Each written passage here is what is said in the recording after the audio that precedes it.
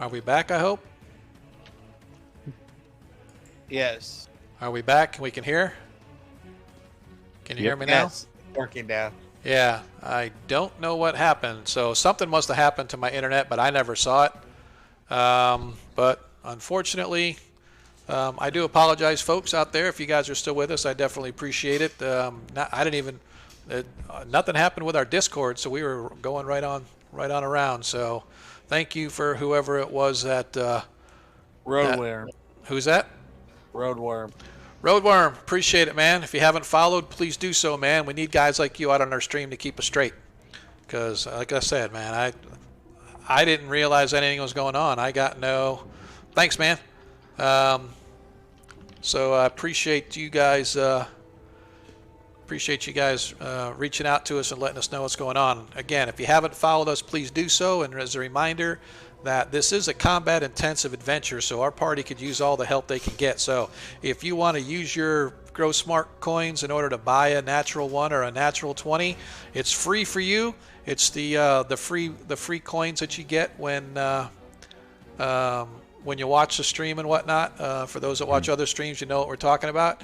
Feel free to go ahead and use some of those to give our party a little bit of help in order to get through some of this combat. But yeah, but if not, we can. I'm sure they'll be able to pull it out themselves. They usually do. It takes them a while, but they usually get through it. So yeah. Hey, Sean, you just reminded me of something. Yep. Is Adair using the Staff of Striking, the +3 staff? Is he using the +3 staff of striking? That is a great thought. I didn't think about that because his character sheet's not updated, so he doesn't have it on him. Okay. So he does not have it on him because he is. Yeah, I appreciate the follow, man. Appreciate the follow. And did you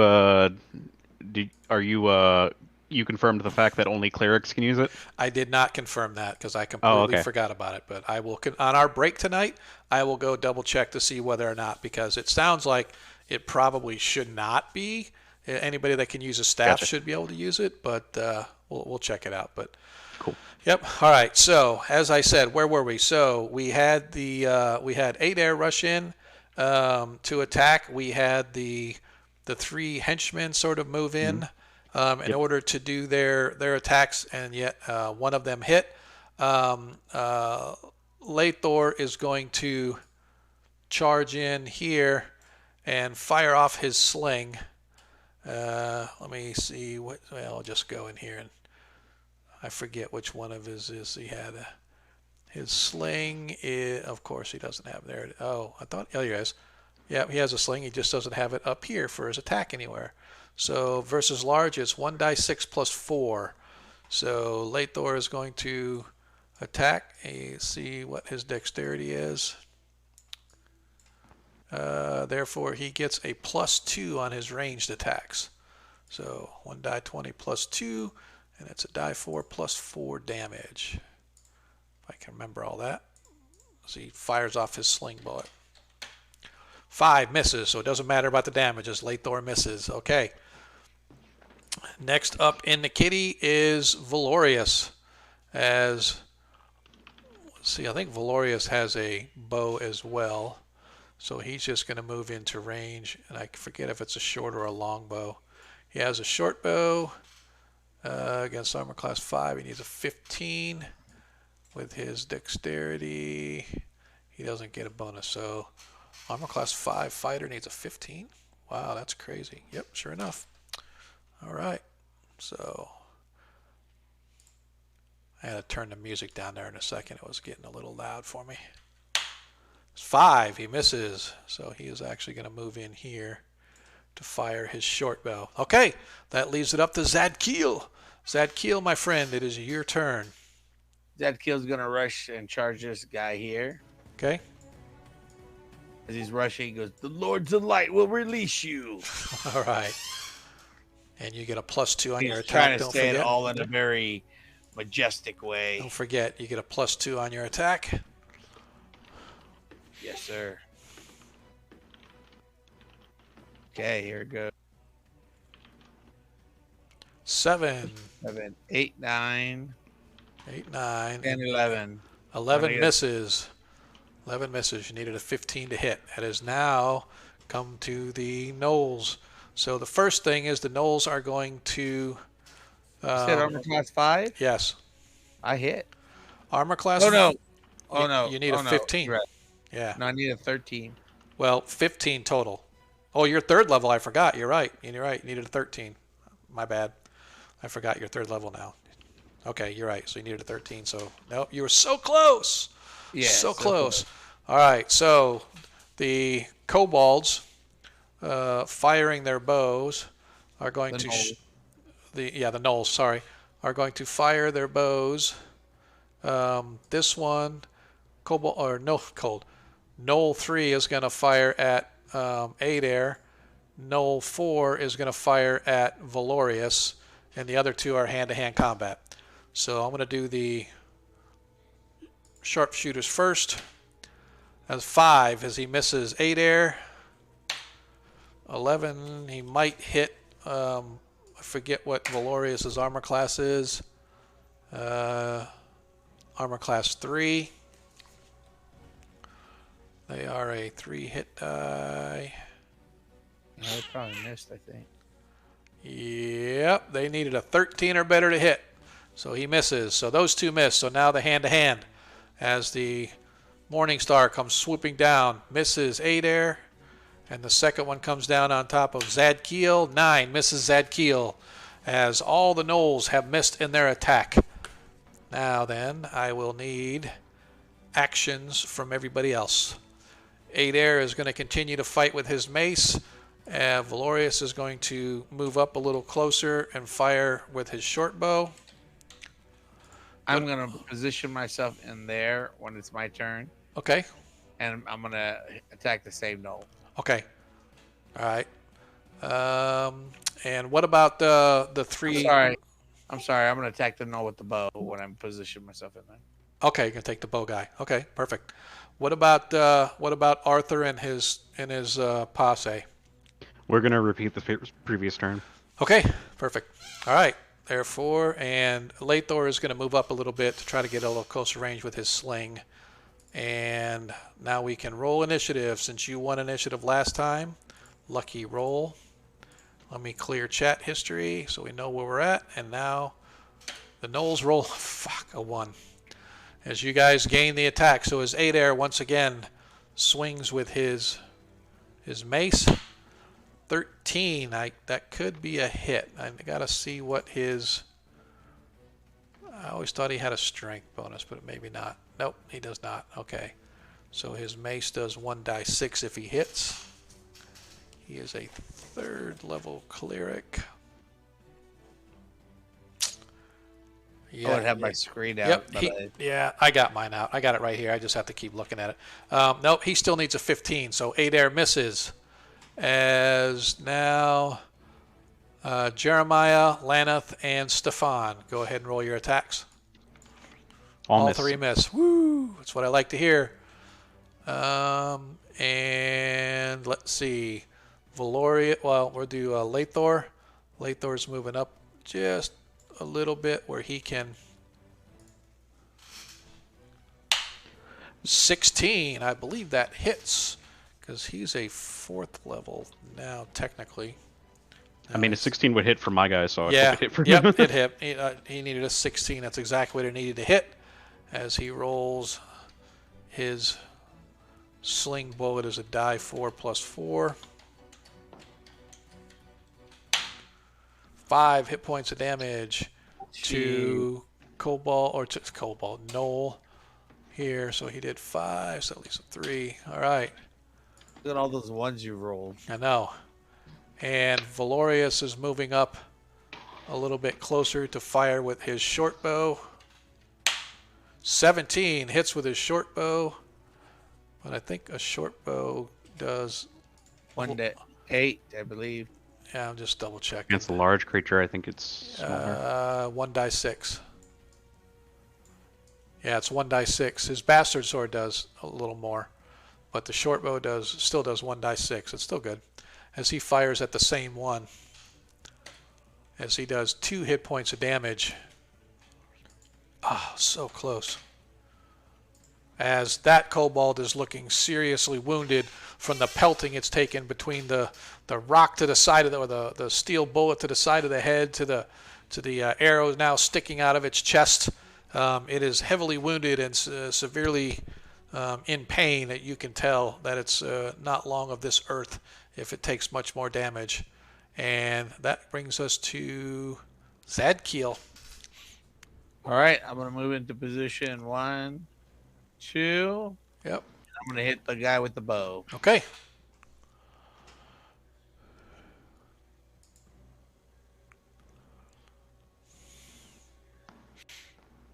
Yeah, I think I got a 2. I mean, I haven't seen a dice roll from you. Yeah. That last 2 was Sean's. Oh. Okay, let me try again. It's not working. Let me restart. Do you want me to roll a d20? No, he's got it. He just had to refresh. Okay. Yeah, that's really acting up tonight. Our interwebs are not playing nice. 7, as you missed. That is now the Knoll's turn. As this Knoll down here turns to run and begins dashing for the door and not good. disappears around the corner. That's not great. As the second one now has to improvise with his short bow and swings his short bow at Zadkiel. 11 shatters his short bow on Zadkiel's shield. No. As the other Knoll that's severely wounded turns around and swipes it and swings at Zadkiel with his Morning Star and misses wildly, completely. So much pain you can see on his face as he tries to swing his Morning Star, but he just can't do it. And the other one swings and it bounces harmlessly off the shield from Adair's shield. So let's see. I'm just double checking here to okay, I just needed to see if there was any sort of a time. Okay, gotcha. All right, so back to declaring actions. Adair with his mace again. Arthur maintaining with his light. Jeremiah. Yep, and ditto with the henchman. Okay. Hireling. They're going to stay right there where they're at. And... Staying where they're at, firing their crossbows. All right, Valorius and Lathor will do the same as well. Zadkiel, anything different? No, I'm gonna attack the guy with the longbow. Okay. Well, what's left of it? He has a dagger in his hand now that he's shattered his bow. He's drawn a dagger with which to fight with. Okay. So once again, since you luckily won combat, we'll let Arthur roll. Oh my God.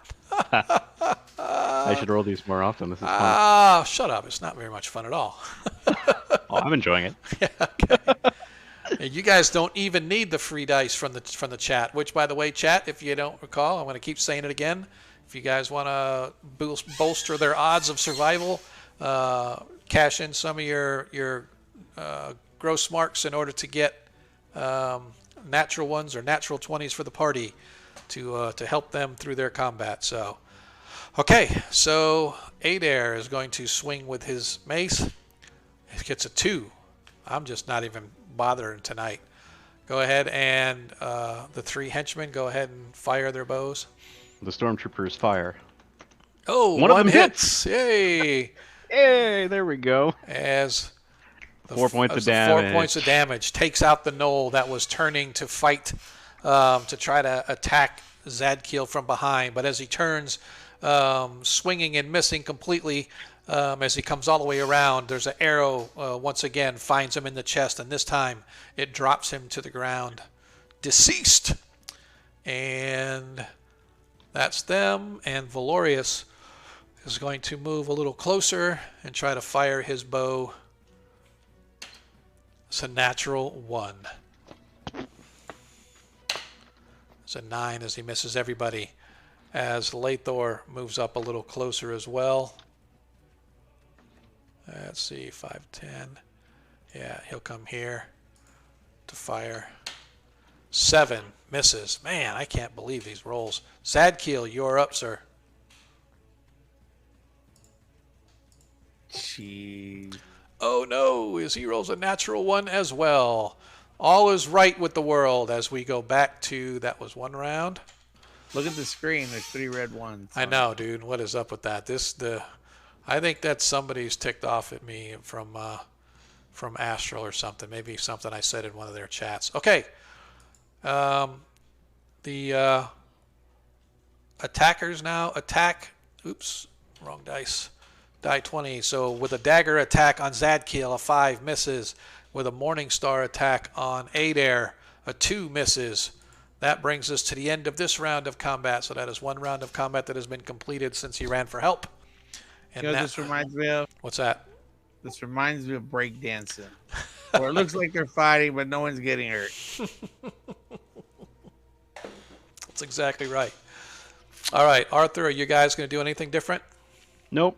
Okay. You guys doing anything different, Zadkiel? Nope. All right, so let's go ahead and roll for a nit. Maybe for once I can win. Hey, I got a 3. God damn it. Oh my God, this is killing me. All right, you get the attack again. So Adair is going to attack with his mace. Of course, he'll miss. Arthur, go ahead and roll your attacks. This is crazy. Hey, 1 hit. oh, yep, 1 hit. Which one do you want to hit? The closest one or the one that's... Well, let me ask you something. Yes. This one had a bow out, so he doesn't have a shield, right? His AC would be lower, wouldn't it? No, none of them had shields. Oh, I just was looking at the art. That's my bad then. Yeah, no, Okay. they don't have. No. In which case, we'll do the lower of the 2. I think Zadkiel can probably handle that one. Okay. Let me just roll my damage. Almost forgot. 4 points. Nice. You throw enough d20s at it, it will eventually die. Eventually it'll die, exactly. All right, so that was their attack as Lathor moves up with his sword, this time attacking with his sword. 18 hits. Along with his sneak attack, does 8 points of damage as just as it gets hit with the arrow and it drops, Lathor goes up and manages to take it down with a well-placed blow, a stab right up under its arm into its lungs, and the creature drops, gurgling on its own blood as it dies a slow, painful, suffocating death. And Valorius moves down and fires his bow, and of course he misses. So that's okay. So you move down and try to get a better angle. Zadkiel.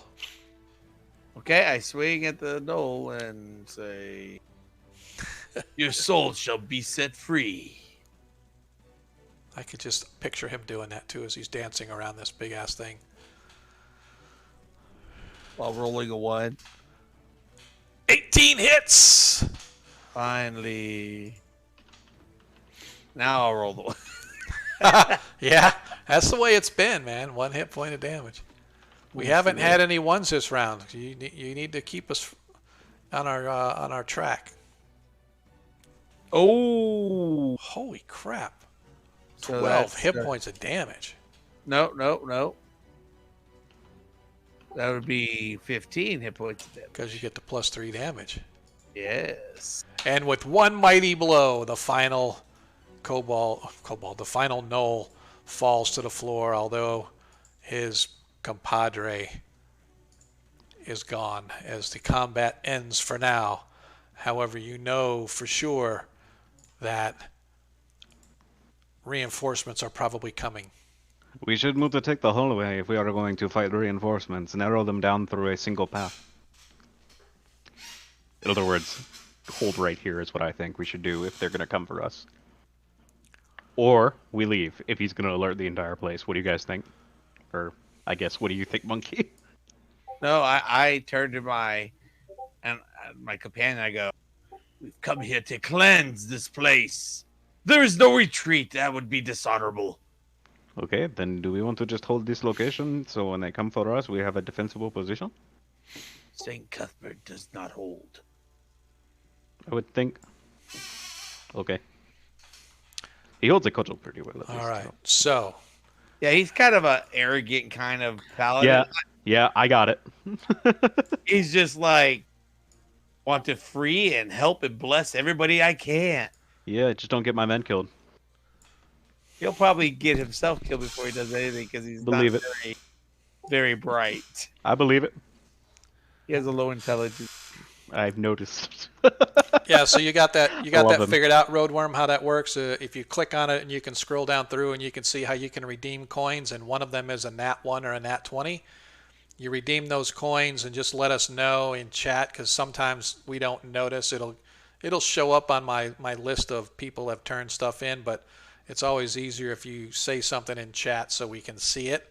And then we'll assign, you can assign it to the party, you can assign it to an individual player, you can assign it to the DM, whatever you guys want to do. You'll be able to do that. And so yeah, so just let us know. Takes a while to earn them up. I do believe since you're following, you get a little bit of bonus coins there. Subscribers, obviously, I think naturally on Twitch they give you like a 1.2% rate or something like 1.2 times rate, and so you earn it a little faster than normal or whatever. And if you're one of those people that likes to go crazy and subscribe for 3 months at a time, it's even a bigger bonus than that. So yeah, but yeah, most people just after a little while, talking in chat earns points too and stuff. So yeah, the more you interact, the more coins you can earn, or the faster you can earn them. So you guys enter, and you see that there's a hallway leading. It actually slopes downwards, and then it hits a flight of stairs going down. But before you can even think anything, right where you're at is the limit of your vision.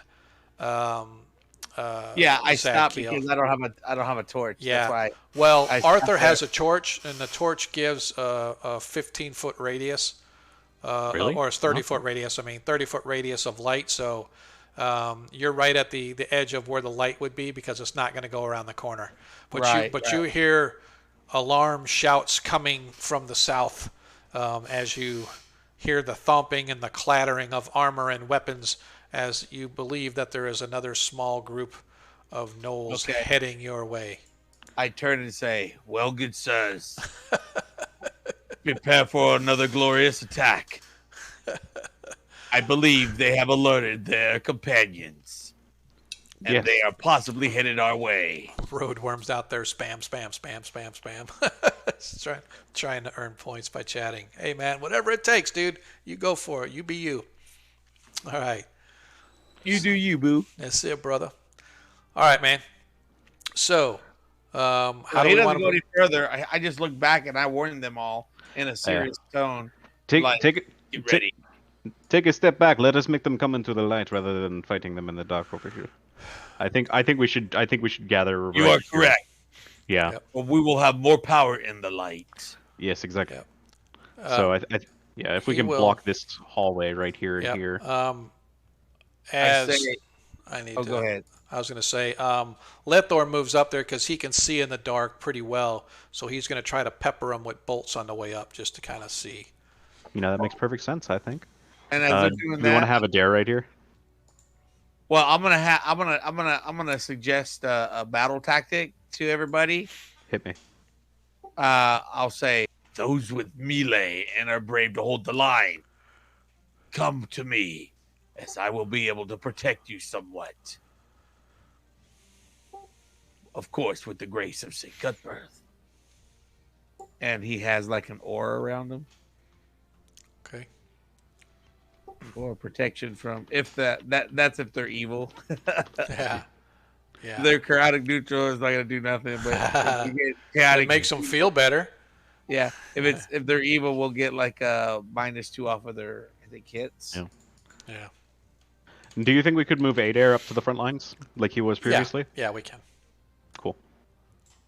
And if they're standing here and here, can an enemy not move into the open area, or would they have to be like right where Adair is and above Adair? What do you mean?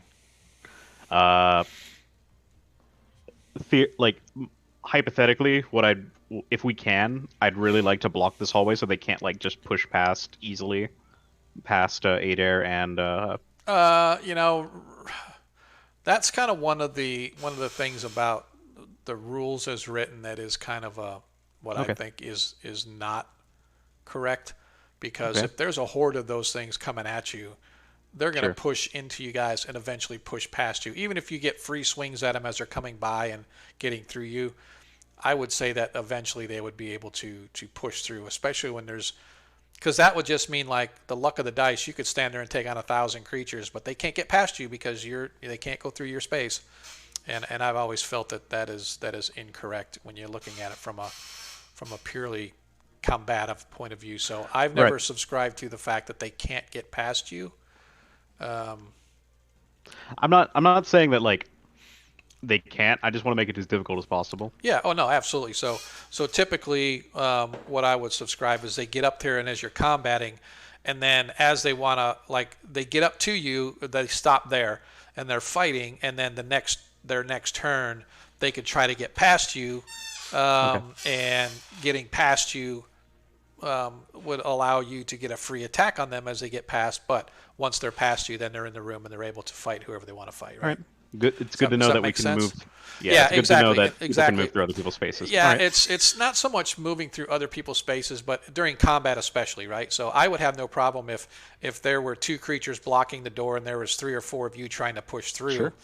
being able to get past them in order to attack and stuff like that. Because again, Yeah. I've never subscribed to that, because it's almost like building a brick wall that you can't move through, right? So Right. it's probably maybe not rules as written, but still I think it's a little more, gives a little Actually, more leeway. I think it's the movement is just slowed. It's like Yeah, makes it whichever, difficult to Yeah, whichever I fight. you don't know want. how it works in Yeah, first yeah, edition, so And yeah, I thought halflings and creatures that specifically. small, if the yeah. creature's bigger than them, they don't have any problem getting Right, through. and that's true too. So, but again, it's sort of one of those things that I've never believed that, because I've seen it too many times where two people are, like you said, standing there blocking the hallway, and they're Mm. fighting every creature that comes at them, and they're dropping them right there, and it's like, oh, then nobody can ever get past them into the room beyond, right? And so I just, again, I've never really subscribed to that, but Sure. so, but anyway, It's not realistic. yep. So let's see, we have that many there. Don't say that. Don't say that many. Well, I just have to be. I can't, because I can't count that high right away. That's worse. That many there. You say I can't count that high. That doesn't help us. And yeah, so there's a few. Okay, so let's do this. I'm going to give me just a minute, because I'm not going to send them all at you at once, just so you know. 2, 3, 4, Thank you. 5, 6. I need to this Al- one. Although 2. Zadkiel would welcome them to Yeah. come. He All would right, dare them. so is that? I think I need one more. Um, this is the first wave that's coming at you. Is 8, right? So there's 1, 2, 3, 4, 5, 6, 7. This is 8 that are coming in the first wave, and then I have to.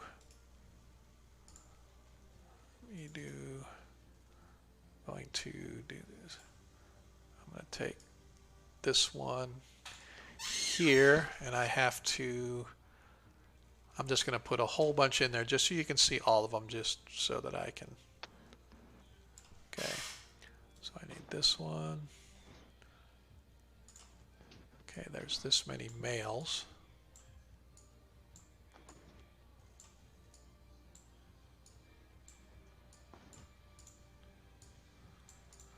And sorry it's taking me so long, folks. I'll get it I'm gonna though. run. I'm gonna run to the kitchen to grab a drink. I will Yep. still be Why on is voice this- comms. Just by the way, everybody, we are playing first edition, and this is Keep on the we're doing Borderland. one shot. Yeah, it's Keep of the Borderlands. If you've ever played it, I have, but not like this. Not like what? So, not like with maps and Oh yeah. tabletop and all that. Yep. Many years ago, when I was a little What baby. in the hell? Why is this not letting me move it? Pissing me off. Thank you. It's almost like somebody's moving. All right, And so we let's see. are 3 players 1, down. 2, 3, yeah, 4, 6, 7, 8, 9, 10, 11. 1, 2, 3, 4. We need one more. And I think I'm about ready. As soon as Arthur comes back, I think we'll be good. Oh, I'm here. Okay. All right, so the first wave you can see is coming up. The second wave will be right behind them. And then I got to do one more. I'm going to do a different creature, although it is still a null. I just want something. Yeah, but we don't really know that those other creatures are over there. That is correct. You don't. I'm just going to put this one just because he's different, so you know he's the leader. Okay. All right. My God. So. That's what I said. Yeah, exactly. So, as they begin to approach, I am going to give Lathor one attack on them as they come rushing up the. You guys can hear them coming up, and Lathor suddenly turns to look at you guys, and he's like, "There's a whole bunch of them," and he begins to whirl his sling,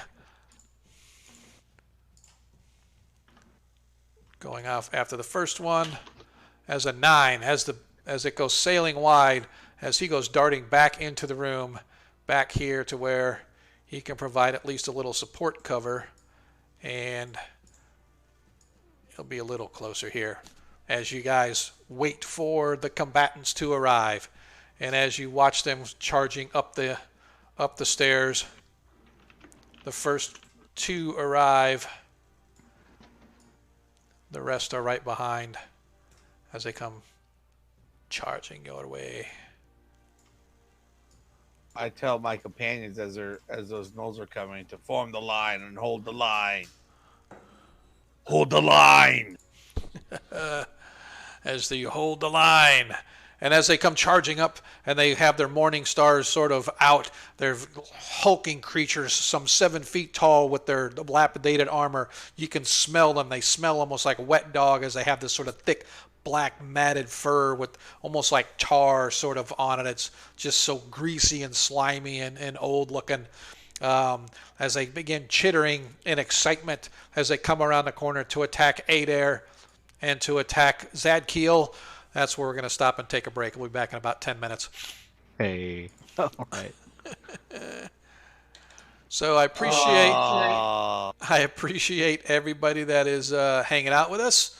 We will. This is typically the time. Normally I do it a little bit later, but we are going to do our intermission now, just before the combat, just so, because we've been kind of holding the line here for a little bit. So we'll be back, give or take about 10 minutes. Please feel free to talk amongst yourselves, discuss the stream, discuss other things, try to keep it light and cheery for everybody that's out there hanging with us. We definitely appreciate it. Like I said, we'll be back in about 10 minutes. Thanks. Hodor. I love it, Adam. I love it. Hodor! Hodor! Hodor's a troglodyte now. Apparently. What would a gnoll sound like? Gnoll might sound like Hyena laughing.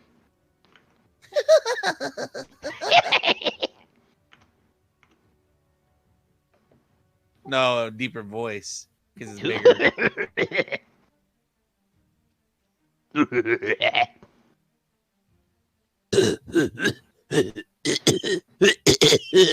I mean, that one sounds like he's dying, but yeah, that would work.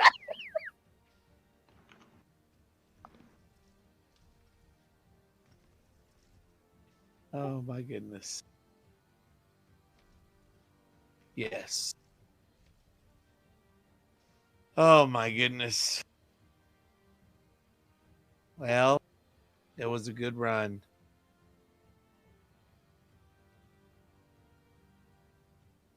And the Three Stooges are one of them are probably gonna pass away here. Oh, you think so?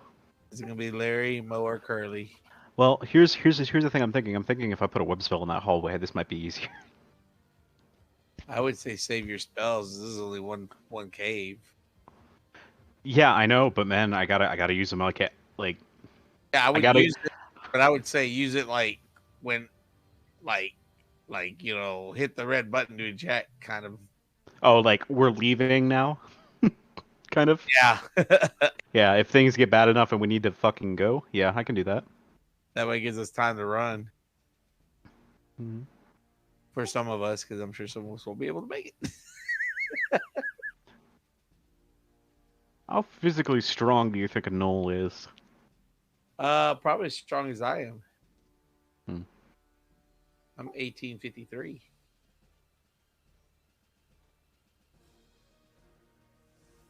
Let's see if I would have rolled my percentile dice on this server. Let's see what it would have gave me.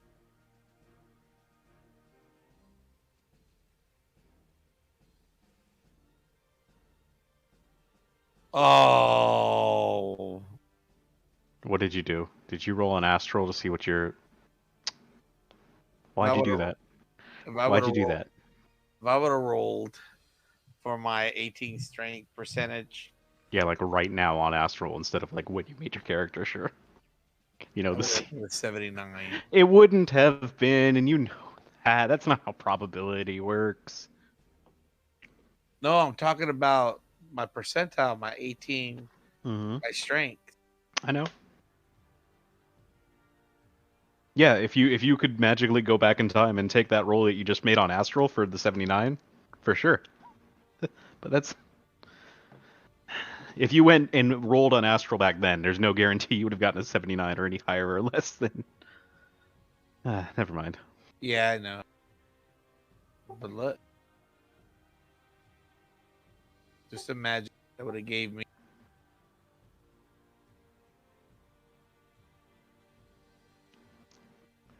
Don't worry, we'll find like a manual of That whatever the would have fuck gave it's me. called. Oh, it wouldn't have done too much. It would have just been plus Yeah. 2 plus 4 instead of plus 2 plus 3, which I have now. I made a 5th level character for a friend's campaign for Friday. We're only gonna play it once every 2 or 3 weeks. And my rolls for my 5th level character, I had 2 18s. I think my lowest roll was a 12. I like 2 18s, a 17, a 16, a 15, and a 12, or something like that. So I think I'm a barbarian. I'm not sure. No, I think I'm a. Can't remember. Yeah, I think I'm a barbarian. No, I'm a bard. I'm a strong ass bard.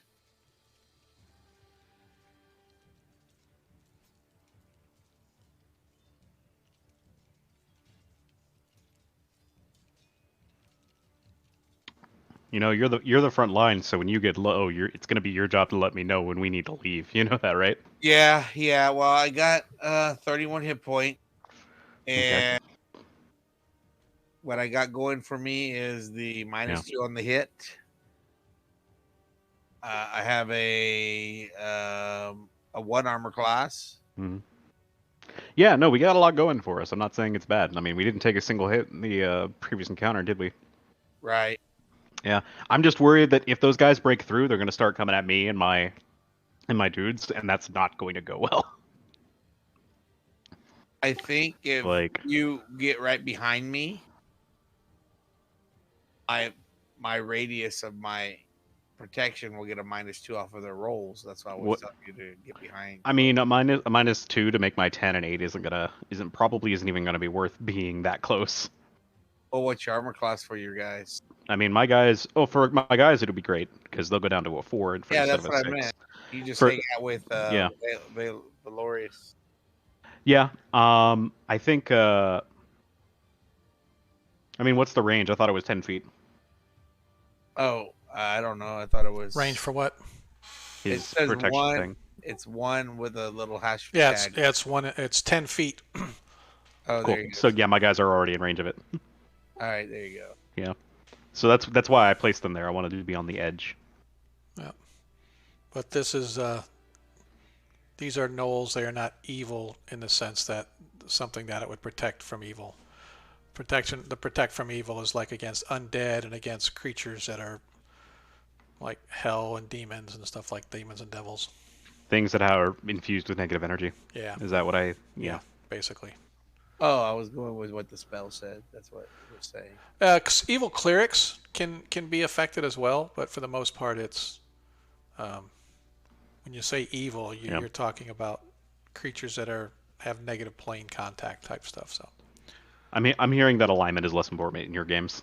yeah, And it's not like I said. Evil clerics can affect paladins. Paladins can affect evil clerics sure. because they're touched by the evilness of their deities or the goodness of their deities and whatnot. So it would stand to reason. But creatures like gnolls and stuff that are just wicked, nasty creatures doesn't necessarily mean that they're evil in that traditional sense. Okay. They're more sadistic type. So anyway.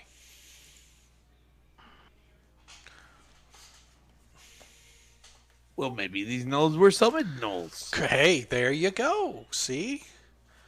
Now you're thinking. Don't know what you're thinking about, but you're thinking.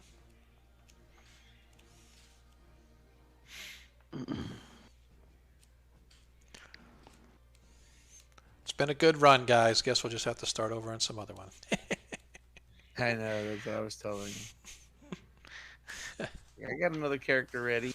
That's it. That's it. We're gonna next time if everybody dies, we'll just end up we'll restart and we'll start an actual 1E campaign and we'll start in the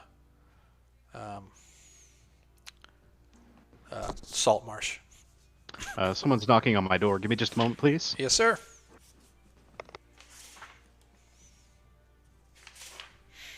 What was that song? Who can it be knocking at my door? Go away. Don't come round here no more. No more. Who can it be now?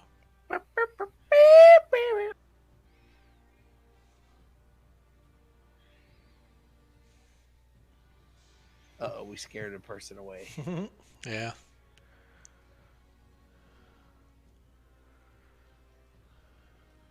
Oh my goodness, that was funny. I may just go and do this at rules as written just to see how it works. And I'm back. Welcome back. Da, da, da, da, da, da, da, da, da. With plenty of time remaining. You know he doesn't. You know what? I am going to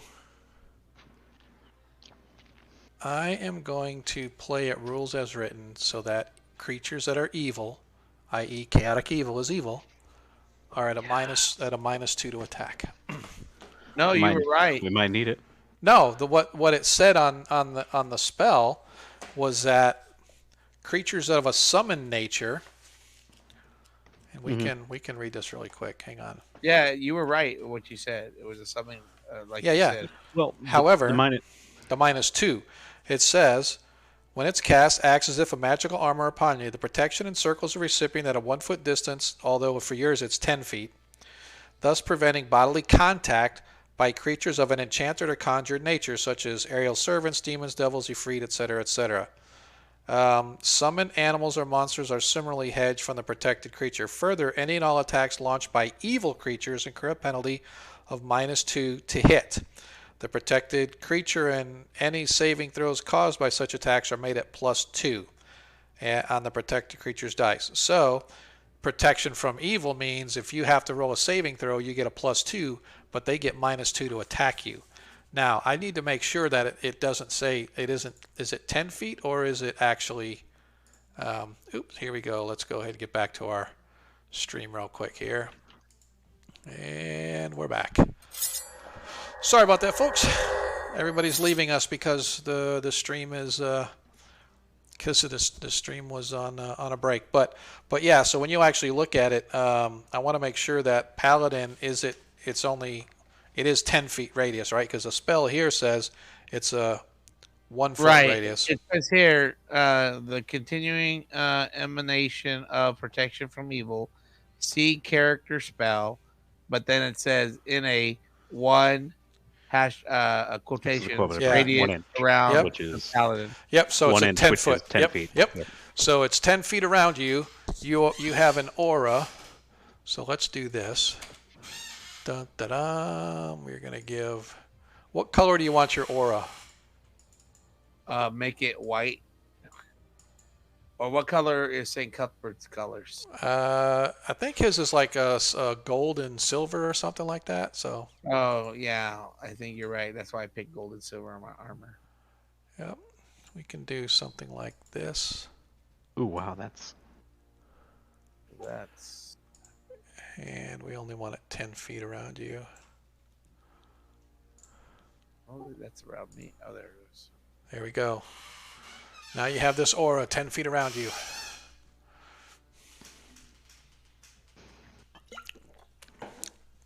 As Adair is going to back up to you as they have to come up to you. All right. So, I am going to, because the nice guy that I am, that you guys were prepared, I am going to let the missile launchers launch their attack before we go into our initiative. Go I'm here V2 for it. rockets. Yeah, go V2 rockets. pew, pew, pew. Doesn't matter. All three miss. As also 13, I believe. Oops. God dang it. There went my beer all over the floor. Oh well. Go ahead, clean it. Yeah, Wait. I will in a sec. He needs, let's see, Ranger, 3rd level. Yep, he is a 13 to hit. So he hits. He's going to hit Knoll number 4. So let's. It was sitting on the corner of my sheet, and I didn't realize. I mean, Desk. well, it was on my desk, but the corner of my Dungeon Master screen was sitting under. I didn't realize I pulled it, and my beer went flying. Oops, why did I roll a 20-sided? That's not a 20-sided. It's only a 6-sided. That would have been nice to do 17 points of damage. As he does 5 hit points of damage to this Knoll.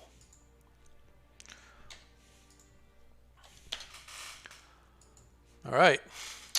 And now Lethor is going to attack the other one with his sling. 16 hits.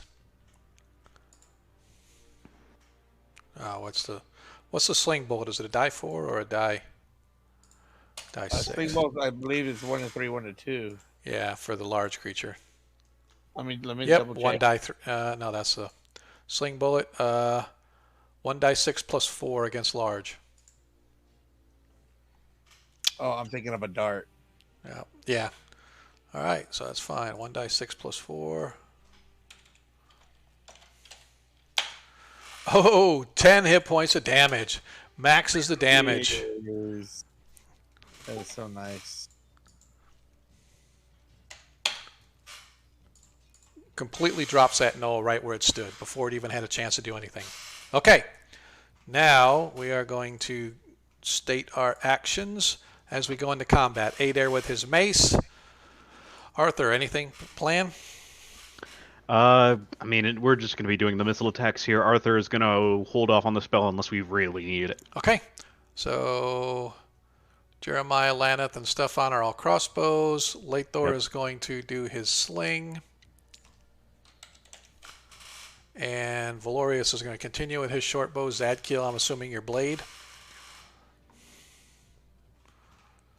Monkey. Yes, I'm going to yell also as I'm preparing. Okay. You ranged men, aim for the far guys. Gotcha. All right. So now that we know that we're going to be doing, let's go ahead and clear this out. And once again, Arthur, if you would do the honors. Oh my God, you're kidding me.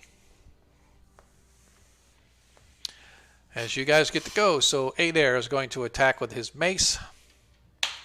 6 misses. Yeah, go ahead and fire your bows at the next one, since they haven't moved up yet. Can they hit these guys back here? No, like they're not around the corner yet. Oh, okay. They're out of sight.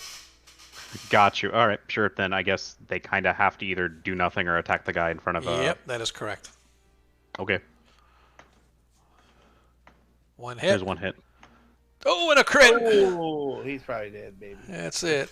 All right. Well, we will do the non-crit first for 2, Okay. and we're double. We don't double the dice. We just multiply. Right? Correct. 4 points. So 4 plus 2, 6 total. Nice. We just pepper him with bolts. As he drops to the floor. As nothing Money well remains spent. of that knoll. Yeah, of I that knoll. picture Zadkiel like swinging his blade. You are free, your soul. And as he about to hit, the guy drops. Yeah. As the other ones move up.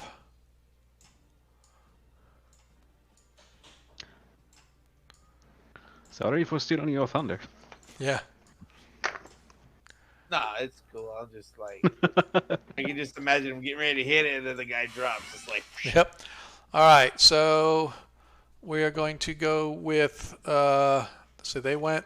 So now, Lathor already. No, this is this round. So Lathor is going to attack with his sling. 11 misses. As Valorius fires with his short bow. 18. He's hitting the one that's in front of Adair.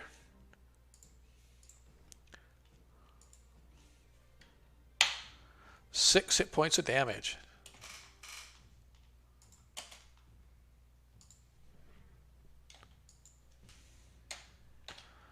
I need to double check something here real quick on some of how many hit points they've got. Okay. Those have that many. Oh, these actually have 8. Okay. Come on. Okay. All right, I need to mark these guys here really quick with how many hit points they've got.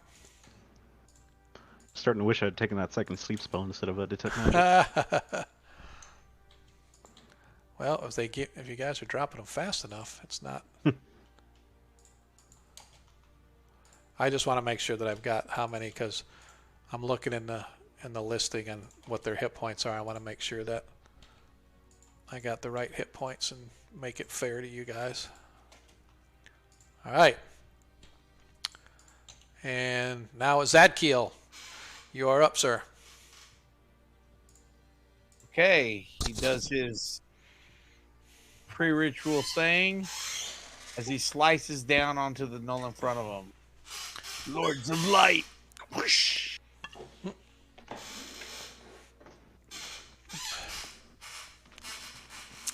As you hit. 15. 15 hits. 9 points of damage. 9 points of damage. As the Lords of Light listen to their... Oops, no. As the Lords of Light listen to you and you fell the big beast. As a huge swing carves right through the nose before it even has a chance to do or say anything. You cut off its vocal cords as it drops to the floor, almost beheaded from one single blow. But now it is their turn as they see their comrades fallen. The gnolls, in a frenzy, rush to attack. As this round they have just made it to you, so next turn, if they're still alive, they'll be able to push past if they so desire, which of course they would. So the first gnoll is attacking Zadkiel. Natural 1, not even close, and a 5 as the other one misses, and the others behind are unable to attack, but their comrades move up.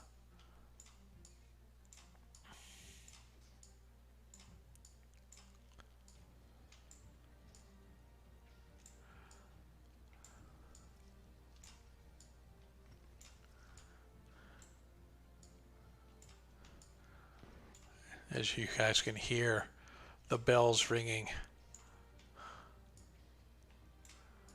And we are back to the top of the order. Actions. Adair and Valorius and Lathor all maintain their stances on what they intend to do. And Rinse and repeat. the rest of you, same thing for everybody? Yes. Okay.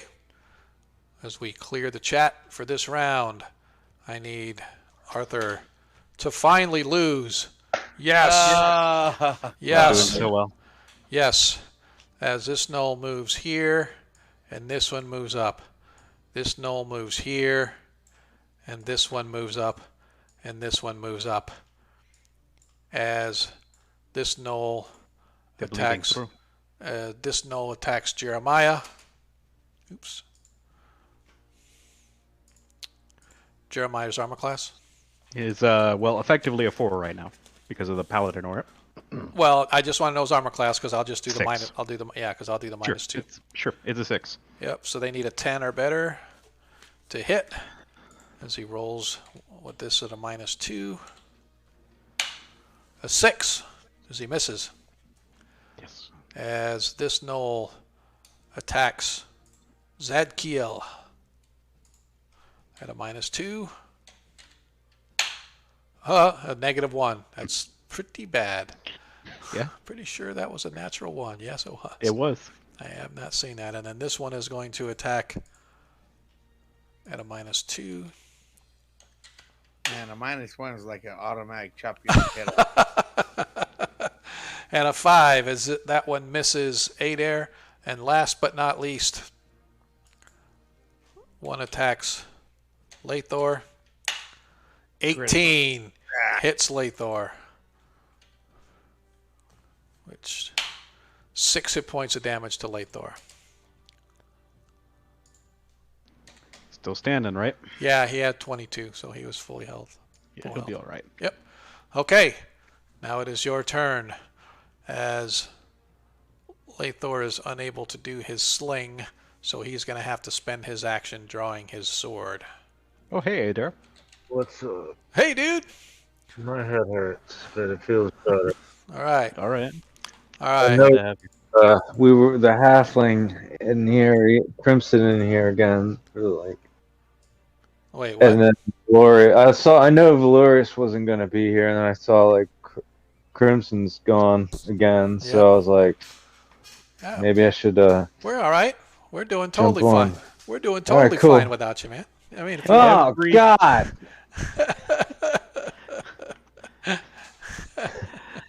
I'm not sure I would say that we're doing fine, but we're doing okay for now. We haven't been overrun yet.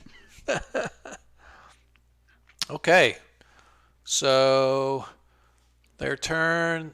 Yeah, it is your turn now. Adair, if you want to roll. If you can't roll, I can roll for you. You can roll for me. I'm just, gonna Yeah. ease in here, and also I've had a, headache issue for a few days, so I'm gonna spend my time Okay. getting my character sheet ready. Okay. Now. Yep, we're good.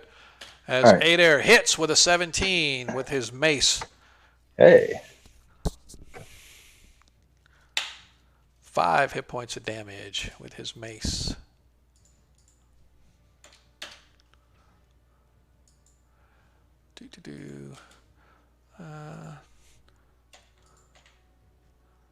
And dang it. All right, that is his. Arthur, your guys can go. Okay. Is Stefan gonna have a penalty for not Stefan, but Jeremiah gonna have a penalty for being in melee with this guy or shooting him with a crossball? Yep. How's that work? -4. Okay. So, And he can't draw his sword this turn. It would have. well, to be... he can elect to not attack, but he has to draw his sword instead. Or he can attack at a -4 and draw his sword next turn. Yeah, that's what I was thinking. Is okay, cool. So this will be the -4 one. That's a 3. Doesn't Okay. do anything. Here are the other 2. Nope. You want me to roll another d20 just in case something happens? Nah, I think we're okay. Okay, cool. I think The gnome got away with it. I'll take a free pass. Yeah. Yeah.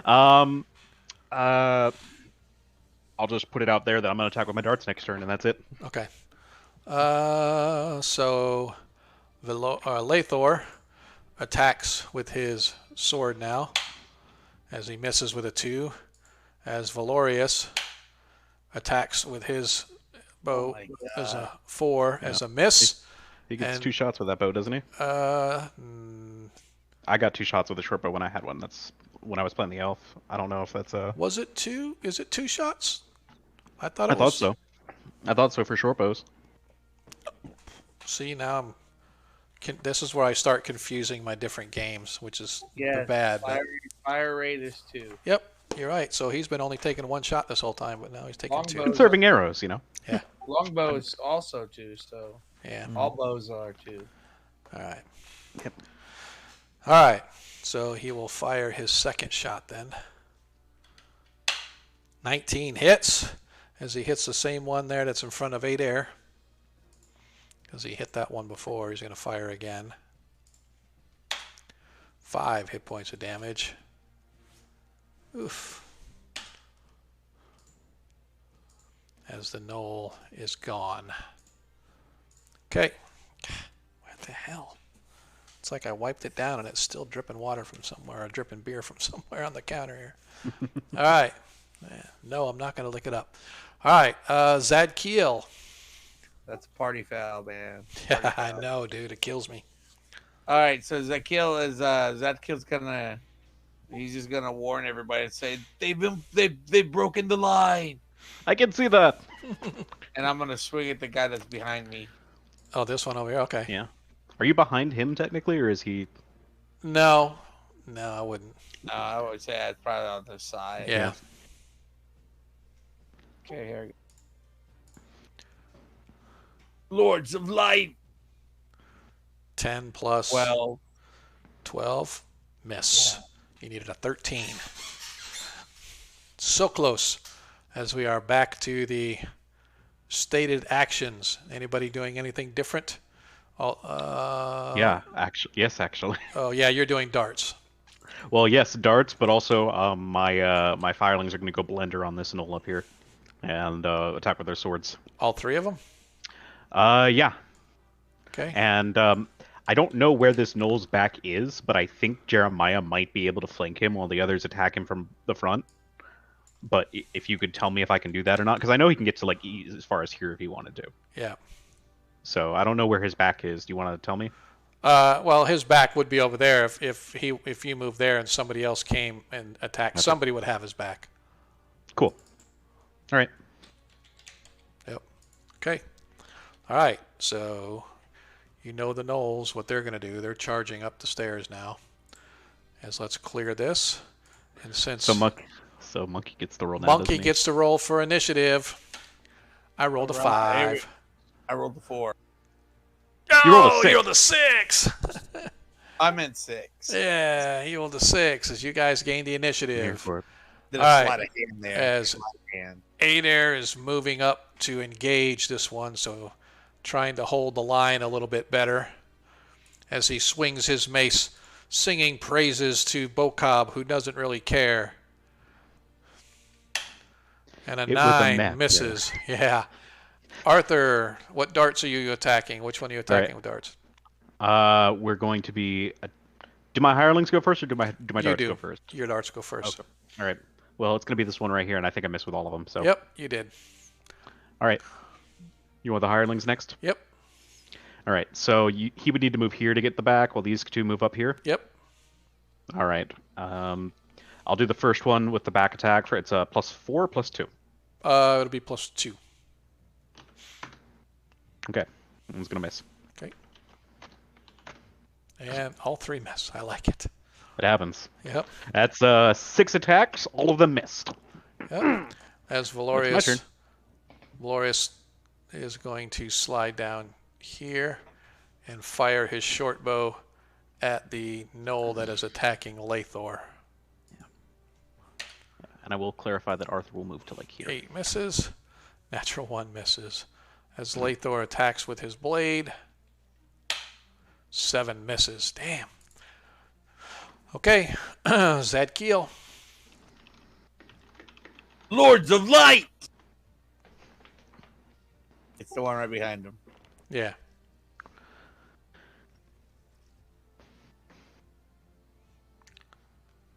Nope. It's Nope. the guy. Misses. Yep. All right. As it is their movement now.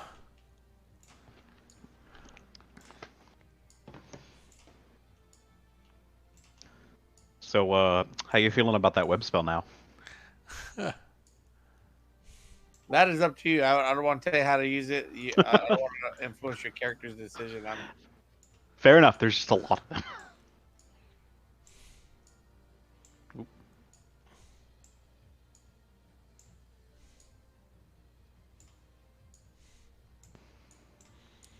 All right. As this one slides in here, as he takes a shot at Laneth. Laneth. Don't kill the new guy. Don't kill the new guy. Natural That's one. not going to kill the new guy. That's not going to tell. That's a As- negative one total. Yeah, true. I forgot to put the -2. As this one is attacking Adair. Oh yeah, I dare you. 10 misses Adair. All right, it's back to you. Adair swings back with his mace. Crack. 8 misses. I'm going to go ahead and do our other guys. Lathor is going to attack with his sword. 11 misses. 9 and a 3. All miss.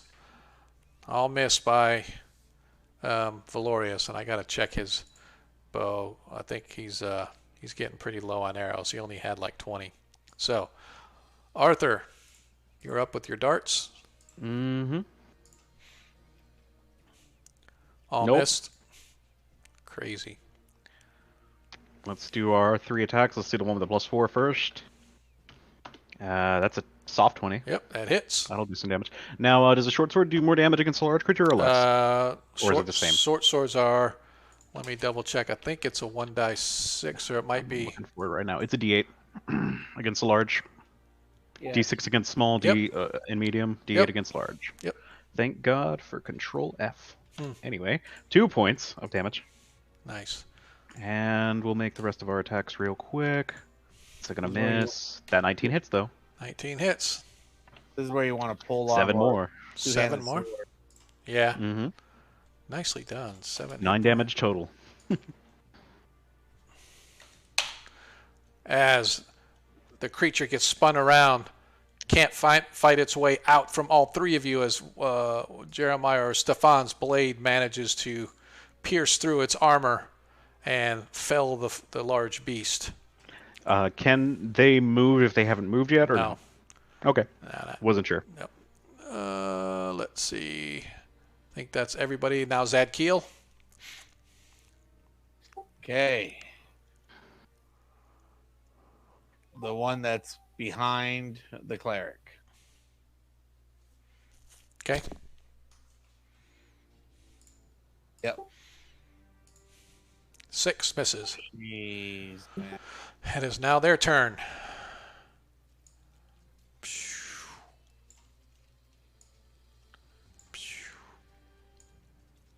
They're just blowing right through.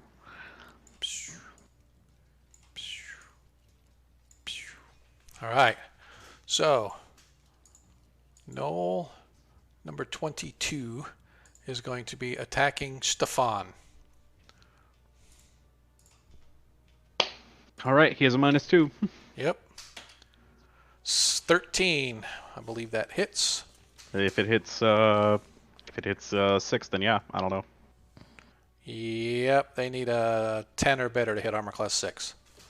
All right, hit me. Oops. Didn't mean to put the extra die 20 on that. 6 hit points of damage to Stefan. Stefan's unconscious. At Okay. 0. At- Exactly. At 0. Yep. All right. This one is going to be attacking Jeremiah. Mm-hmm.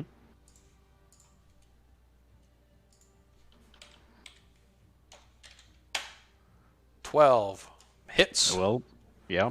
That hits.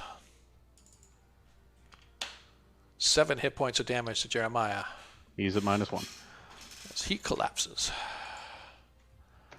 As this Knoll is attacking Laneth.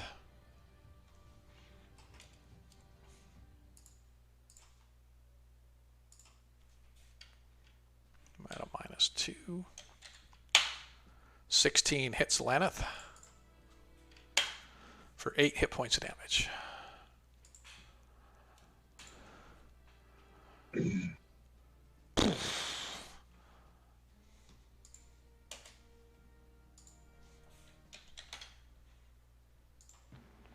As Laneth falls as well.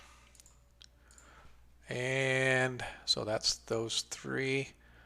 this one is attacking Zadkiel. 3 misses. This Null is attacking Adair.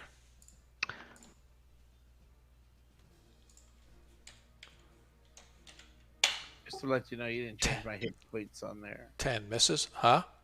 You didn't change my hit points on the thing. It should be 31. Oh, yeah, I didn't do, yeah, you're right. I just got your character sheet, so I'll do that here. Okay. Speaking of character sheets, there's no way to get like the sheet off of your character sheet on Astral. You gotta do it like, because I got it on a different computer, like my No, you're gonna PDF. have to, Yeah, you got to have the only way I could do it is you have to if you email it to me or send Okay, it to that's me. what I thought. If you send it to me, I can swap it out. All right. Yeah, I don't have access. Thank you. Yep, that's fine. This what are your hit points though now? It's 20. Okay, I'm gonna change this just to make sure that we got track of that, so I can at least change your character hit points. All right, so this Null is attacking Adair as well. The first one missed with a 10. The second one hits with a 17. Or 5 hit points of damage to Adair. That's his first blow taken. It leaves him at 15. And last but not least, this one Null is attacking Lathor.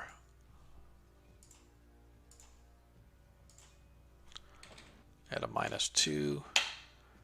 14. Oops, you know what? Hang on a second. What is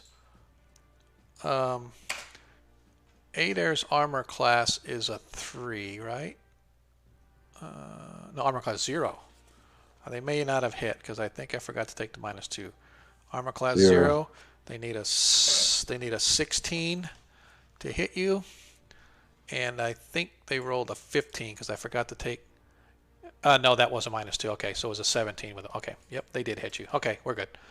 All right, cool. So that brings us to the end of the round as the 3 hirelings all collapse to the floor in various states of duress.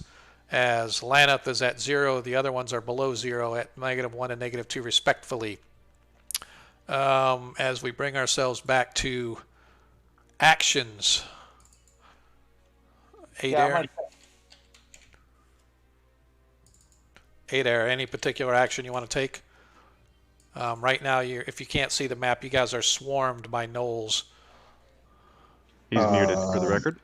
Yeah. Like, how many? Well, right now there's like 1, 2, 3, 9 4, that we can 5, see. 9 you can see, and about another dozen coming. Mm-hmm. Okay, I'm gonna try like, well, I guess I don't know about casting a spell in combat. Someone hold my hand on that. As far as what do you want to do? Like cast hold person.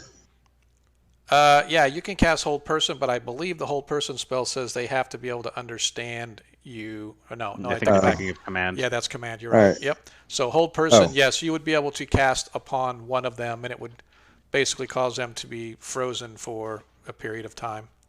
How many do I get? 1. It's all based on size, I believe. So Okay. if we have hold, Yeah. you do Might as well. You can hit 1 to 3. It says. yeah 1 to 3 on the Hold Person. And then it's like I can like choose whether they get better saves if I choose more of them. Mm-hmm. Yeah, I'm still reading it. That's the best of my memory. Yeah. 3 persons each. If it's cast on 3, they all get a saving throw as normal. If 2, then it's a -1, and then if it's a 1, it's a -2. Right. I'm gonna try to hit 3 of them, I guess. With The hold. 3 that broke through the front line, or the So 3 of the 4? there's 4 of them that have broken through the line and got into the room, and there's 5 of them that are basically in front of you. I mean, like, yeah, the dangerous one. Well, they're pretty So much the all ones dangerous. The ones that have broken through is what I'm hearing. Yeah. Yes. Okay. All right, we can do that. We'll pick the 2 in the corner and then the 1 behind him. So Makes sense. All right, we'll do that. So That's 8air's action is going to be hold person. Arthur? I would like to, because if that next wave of gnolls comes through, we're still fighting these ones, we're fucked. So I would really like to put a web spell in this hallway on my turn. Okay. What's the casting time for web? 2 segments. Okay. All right. And down. Lathor, oh, he's not down. He's going to do his sword. And Valorius is going to grab his bastard sword and move into combat with his bastard sword. All right. So you guys, yeah, you won initiative last round. So Monkey, if you would care to roll initiative again, I rolled a 1. Yay me. This is good for us. Yep. 2. Oh, just barely. All right. So here's how this will have to happen. Because your spell takes 2 segments to go off, your actual web spell will go off just as the gnolls end their turn. Right? Okay. So they'll still get an attack. So if you were to web and capture any of the gnolls in the back of the pack, they still get those gnolls, if they happen to get an attack, they will still be able to get their turn, if you will, before your spell goes off. So you're casting your spell right now. It takes 2 segments, and you cast it in segment 1. After 2 segments, it's segment 3, and so their attacks go on segment 2. So your spell goes off just after their attacks. So where do you want to target your spell? So I basically want to. I don't know if I can. I guess I can draw. I kind of just want to fill this up as much as I can. I'm trying to figure out exactly how the like area works, because it's not very straightforward. But yeah, so it's basically I'm trying to fill that hallway without hitting it in my eyes, basically. Okay, what's the range on a web spell? It is half an inch per level, so I understand that I'm gonna have to move closer to do that. I can move 10 feet, so that would put me in range to, I would think, put it. I'm sorry, I can't draw for now. Yeah, so like I think if it starts here, right? Yep. Then can it extend down the hallway, or do I have to have the entire thing within range? Because if there is, then the spell doesn't work at all. So, well, I mean, how much does it encompass? Like a 10-foot radius, a 20-foot radius? I mean, what's the longer than the range? I don't know, because it's like hidden in the text, and I'm trying to figure this out. But 4 inches high, 2 inches wide, 1 inch deep. Covers a maximum area of 8 cubic inches. So yeah, that's 80 cubic feet. 80, yeah. So you said, hang on, I'm looking at the. All right. Yeah, so, it's the range is half an inch per level. Right. So you're 3rd level. I am 2nd level. 3rd level. I am 3rd level. All right. So half inch. So that's basically 5, 10, 15 feet. So if you move up, 10 feet So like to right here, so I could you hit can go this spot. 5, 10, 15. Yeah, so you can hit right there. And then, yeah, it wouldn't be. Where is it? I just lost it. Oh, a maximum area of 8. Yeah, and thus webs must be 10 foot thick, so a mast 40 feet high, 20 feet wide, and 10 feet deep may be cast. Oh, okay, so that's what it's saying. But if it was just 1 foot thick, which is all you really need for webs, they're pretty strong. Yeah. Then that would be I would read that as what, 8. I'm just trying to look 40 feet high. So, yeah, I mean you can. I would say you could cast it, but the problem is 8air. No matter how you cast it, 8air is going to get trapped in the web spell. Because even if everything went from that spot all the way back, it's still going to be 10 feet wide. So it's going to go from here. Right, because it's a minimum of 1 inch. Yeah, so it's going to cover this whole hallway here. So if you were to cast it and then make it like go from here back, you could do that. But the problem is that it's going to be 10 feet wide, and 8air is going to be trapped in that space right there. So if you're to cast a web there, so.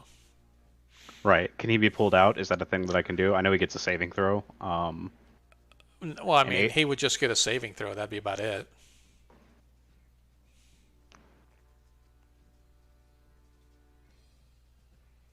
So, I mean, I don't know what else to tell you. If you were to cast it there where you wanted to, and unfortunately, you can't move up any further. Yeah. I thought I'd be able to shape it so that it wouldn't hit Yeah. his space, but No. I guess not. No. Okay.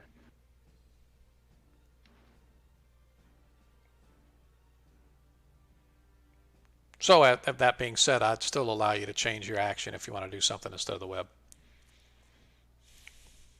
since you can't cast what you need. Yeah, I view it as like the only way we're going to survive, but at the same time, don't want a PvP, so I'm not going to do it. Yeah. I Well, will accept death. well, I'm just saying. The other thing is I mean, you can move up, do your darts, and then next turn. I'm just saying, if you guys get through the next turn, you'd be able to move up a little further, where you can cast it on the ones behind him.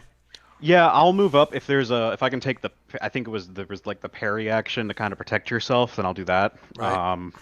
And I guess I can't charge and cast a spell, even though you can charge and shoot a bow. So, Yeah, spells are a little wonky, a little weird. yeah, okay. Like that, so I will just move forward, take that parry action. I'll look it up exactly how it works, and then Okay. next turn we'll see if we can make it work if we're still alive. Okay, that's fine. All right, so hey there, that Arthur's at with the parry, and Valorius is going to do his bow and sword. All right, so let us. Yep. So you've moved up. So Adair is casting Hold Person, so he goes first. So I have to roll saving throws for the gnolls. They save as third level fighters against magic. Third level fighter versus magic. They need a 16 or better. And let's see how that works. So we're talking about the three gnolls, 1, 2, 3 up the top, and then one right behind Adair. So these two.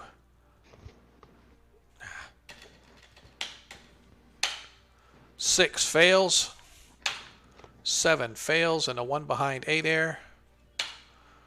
Oh, he saves, as these two up top are frozen. How long does Hold Person last for? 5-ish rounds. All right, that'll work. So we'll just keep track of that. We'll start at 5. All right, so now Lathor is going to attack with his sword. 7 misses as he moves up and attacks with his bastard sword. It's 6 rounds, by the way. I was 6? off by 1. Okay. Yep, I thank double you. checked. Thank you. As Valorius attacks with his bastard sword. Dang, man. 5 misses. All right, Zadkiel, you're up. Pick which one. The two to your right are both frozen. That's an insta kill or a crit? It's an insta kill. Yep, that's what I'll do. All right, so just which one do you want to take out first? The furthest one that I can reach, Okay. or the one that seems to be the furthest. All right. One that's more in That depth. one is gone. As he is gone. As now it is the gnoll's turn. As this gnoll moves here. This gnoll moves. Would he get an AO attack of opportunity from Lathor? Actually, he's- he would get an attack of opportunity from Lathor and Zadkiel. So, and then this one gets one on And Adair. and Adair. Yep, all 3 of them. All right, so I'm going to do Lathor first. He does his attack of opportunity on the first gnoll. 12 misses. Here's Lathor's second one on the second gnoll. 11 misses. Here's Adair's attack of opportunity on the first gnoll. 16 hits. So he does 5 hit points of damage. And then here is his attack of opportunity on the second gnoll coming through. 11 misses. All right, now this knoll moves up here. This knoll moves up here. And this knoll moves up here. All the knolls have moved. And now this first knoll does not get an attack because he actually went more than 10 feet. So, yeah. So, but the second knoll is attacking the spell slinger. Mm-hmm. I haven't cast a spell yet. He doesn't know. True. He's attacking Arthur as he sees the first one in there. He likes my fancy hat. Natural one as he misses. The only thing I could roll to not hit you because your armor class is like 10. Spell. It's actually a -1 because I'm still in the Paladins. That's true. That's true. It's a -1. Thank you for reminding me. All right, so this one is attacking Valorius.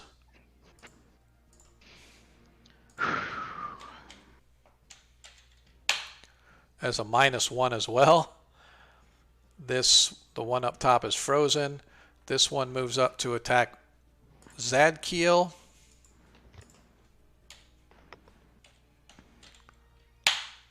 $15.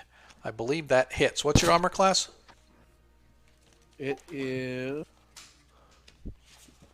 a 1. Armor class 1. Just what he needed to hit you is a 15. -2. What's that?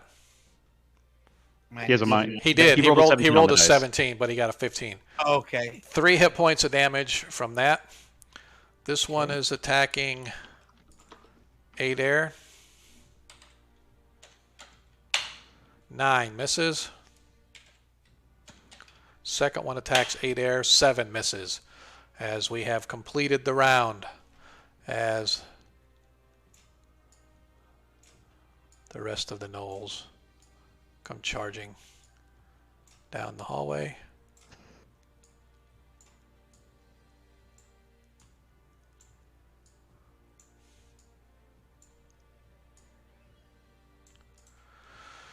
Dun, dun, dun. We are back to the top of our order. Arthur, actions.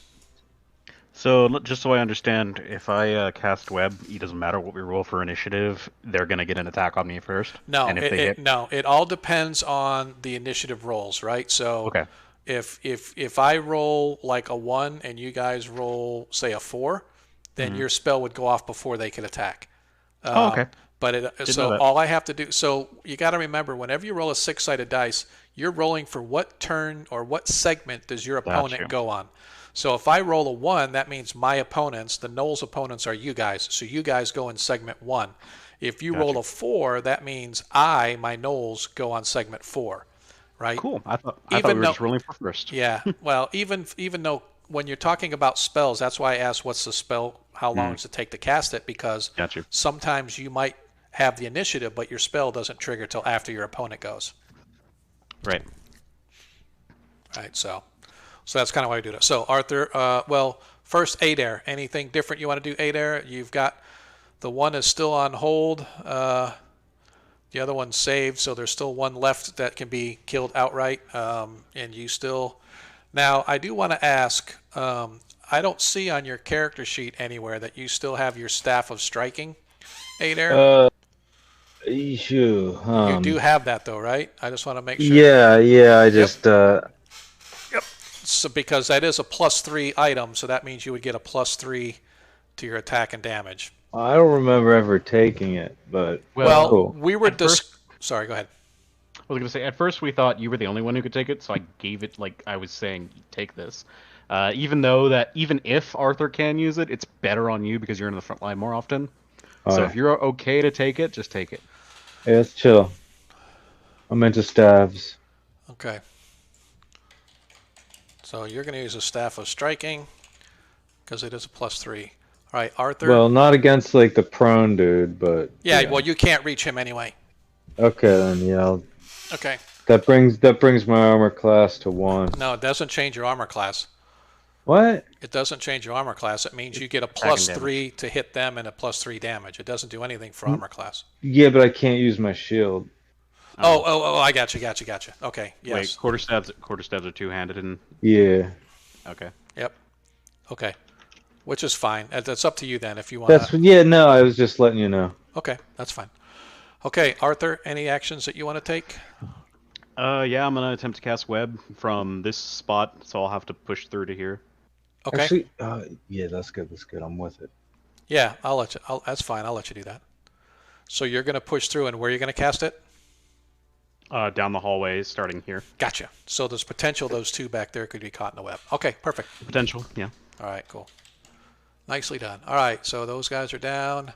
This is the second round, so -2. It's 2. It's 2. See, Jeremiah was at 0. I think he's at -3.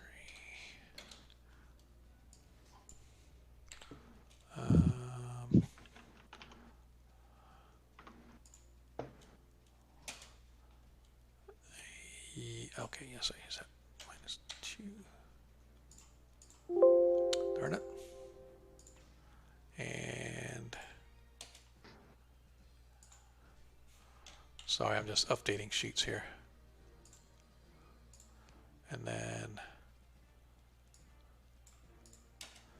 gotta move him really quick. Okay. All right. And we'll put him back. Okay. Cool. So everybody's actions. You doing anything different, Zadkiel? You're going to be taking out the one that's still frozen, or you're going to concentrate on some of the ones that are still? No, I'm gonna take out the one that's frozen. Okay. Let's go ahead and roll initiative since you won last time again. Let me clear the chat here. And roll. Oops, not a How'd you die roll a 7? because I rolled a die. I rolled a die 20. I rolled a 4. There we go. Oh boy. Yeah, right. Finally, I win. Okay, so this Knoll is attacking once again. He's attacking Arthur. Yeah. So, never mind. I'll ask if it matters. Yeah. 6 misses because he's at. Actually, it's a 4 because he got a -2. Hmm. All right. So this one is attacking Valorius. Oops. It's all about the dice, man.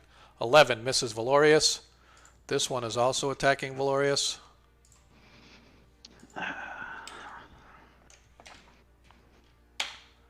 $14. I think that misses Valorius because I think he's got that high armor class. Yep, they need a 16 to hit him. Wait, I take it back. What's he got? I think he has a 3, not a 0. Nope. Yep, 3. Armor class 3. They needed a 13 to hit. I believe that hit. Yep, 14 hit. So against Valorius, they suffers 4 hit points of damage, which is the first time he's been hit, which is a good thing. Okay. Oh crud! Can I cast a spell instead? Yeah, sure. What do you want? Like another hold person? Sure. I didn't realize my bonus spells from my wisdom. Yep. Yep, you can. Whenever it comes down to it, you just have to tell me which ones you want. All right, this one is still in the -2 range, so he's attacking Lathor at a -2.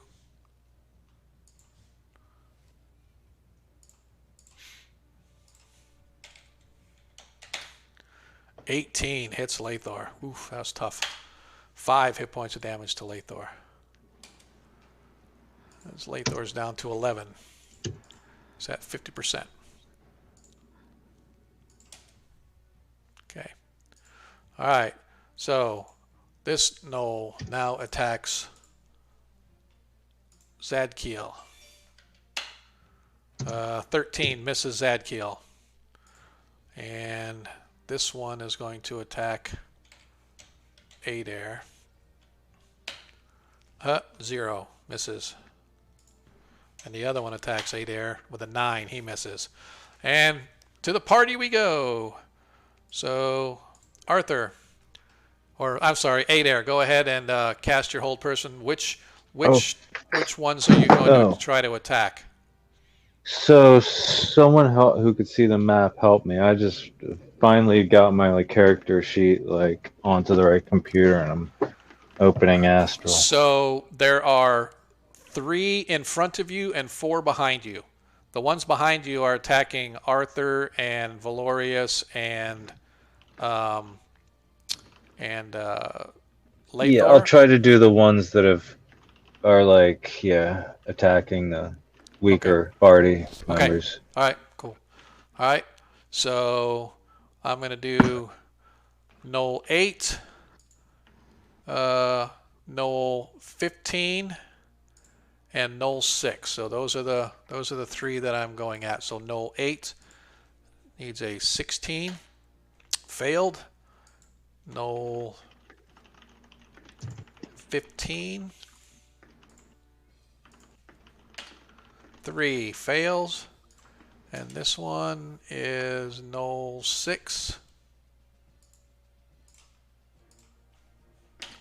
6. So all 3 failed.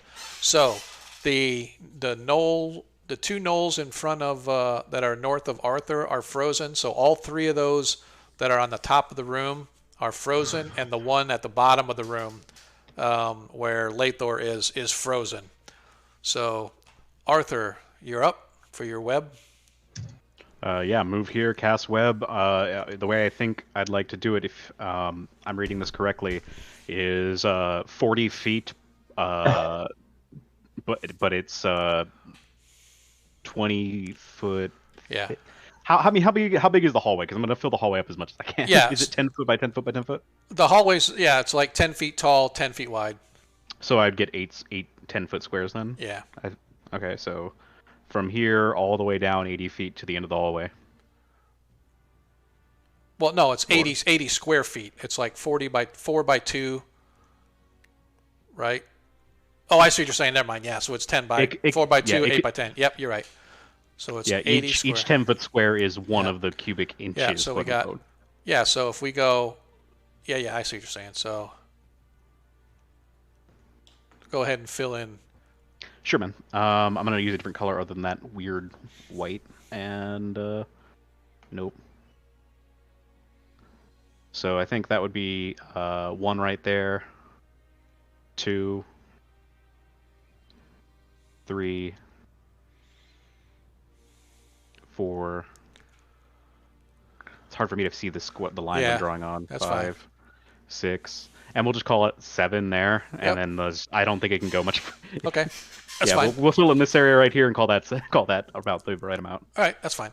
So first of all, let's go through the attackings first, and then we'll go back with the saving throws for the gnolls. Sure, man.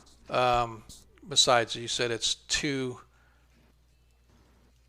Oh, they already went. Never mind. So, okay. All right. So you cast that. So Lathor does his thing and takes out that gnoll. I'm going to take out this gnoll. Okay. And Zadkiel takes out that gnoll. All right, so that's there, and now I have to go 1, 2, 3, 4, 5, 6, 7, 8, 9, 10, 11, 12, 13 saving throws for the 1, 2, 3, 4, 5, 6, 7, 8, 9, 10. For the record, it says the saving throw is made at -2. 12, 13. All the saving throws that are -2. So 16 is what they need to pass. So the only one that saved is this guy that I have highlighted on the sheet right there. Everybody else I can't. Which one? It's the that one. Yeah. Yep. All right. If he doesn't have room to jump free, then he's still trapped, but the webs are at half strength. Right. That's what I'm. But he's still going to be able to. He'll be able to pull free. So. All right. So. All of the gnolls in that hallway are now trapped in web. And what is the what's the specifics on it? So what's their strength? Good question. Because if they have less than 13, they're just fucked. But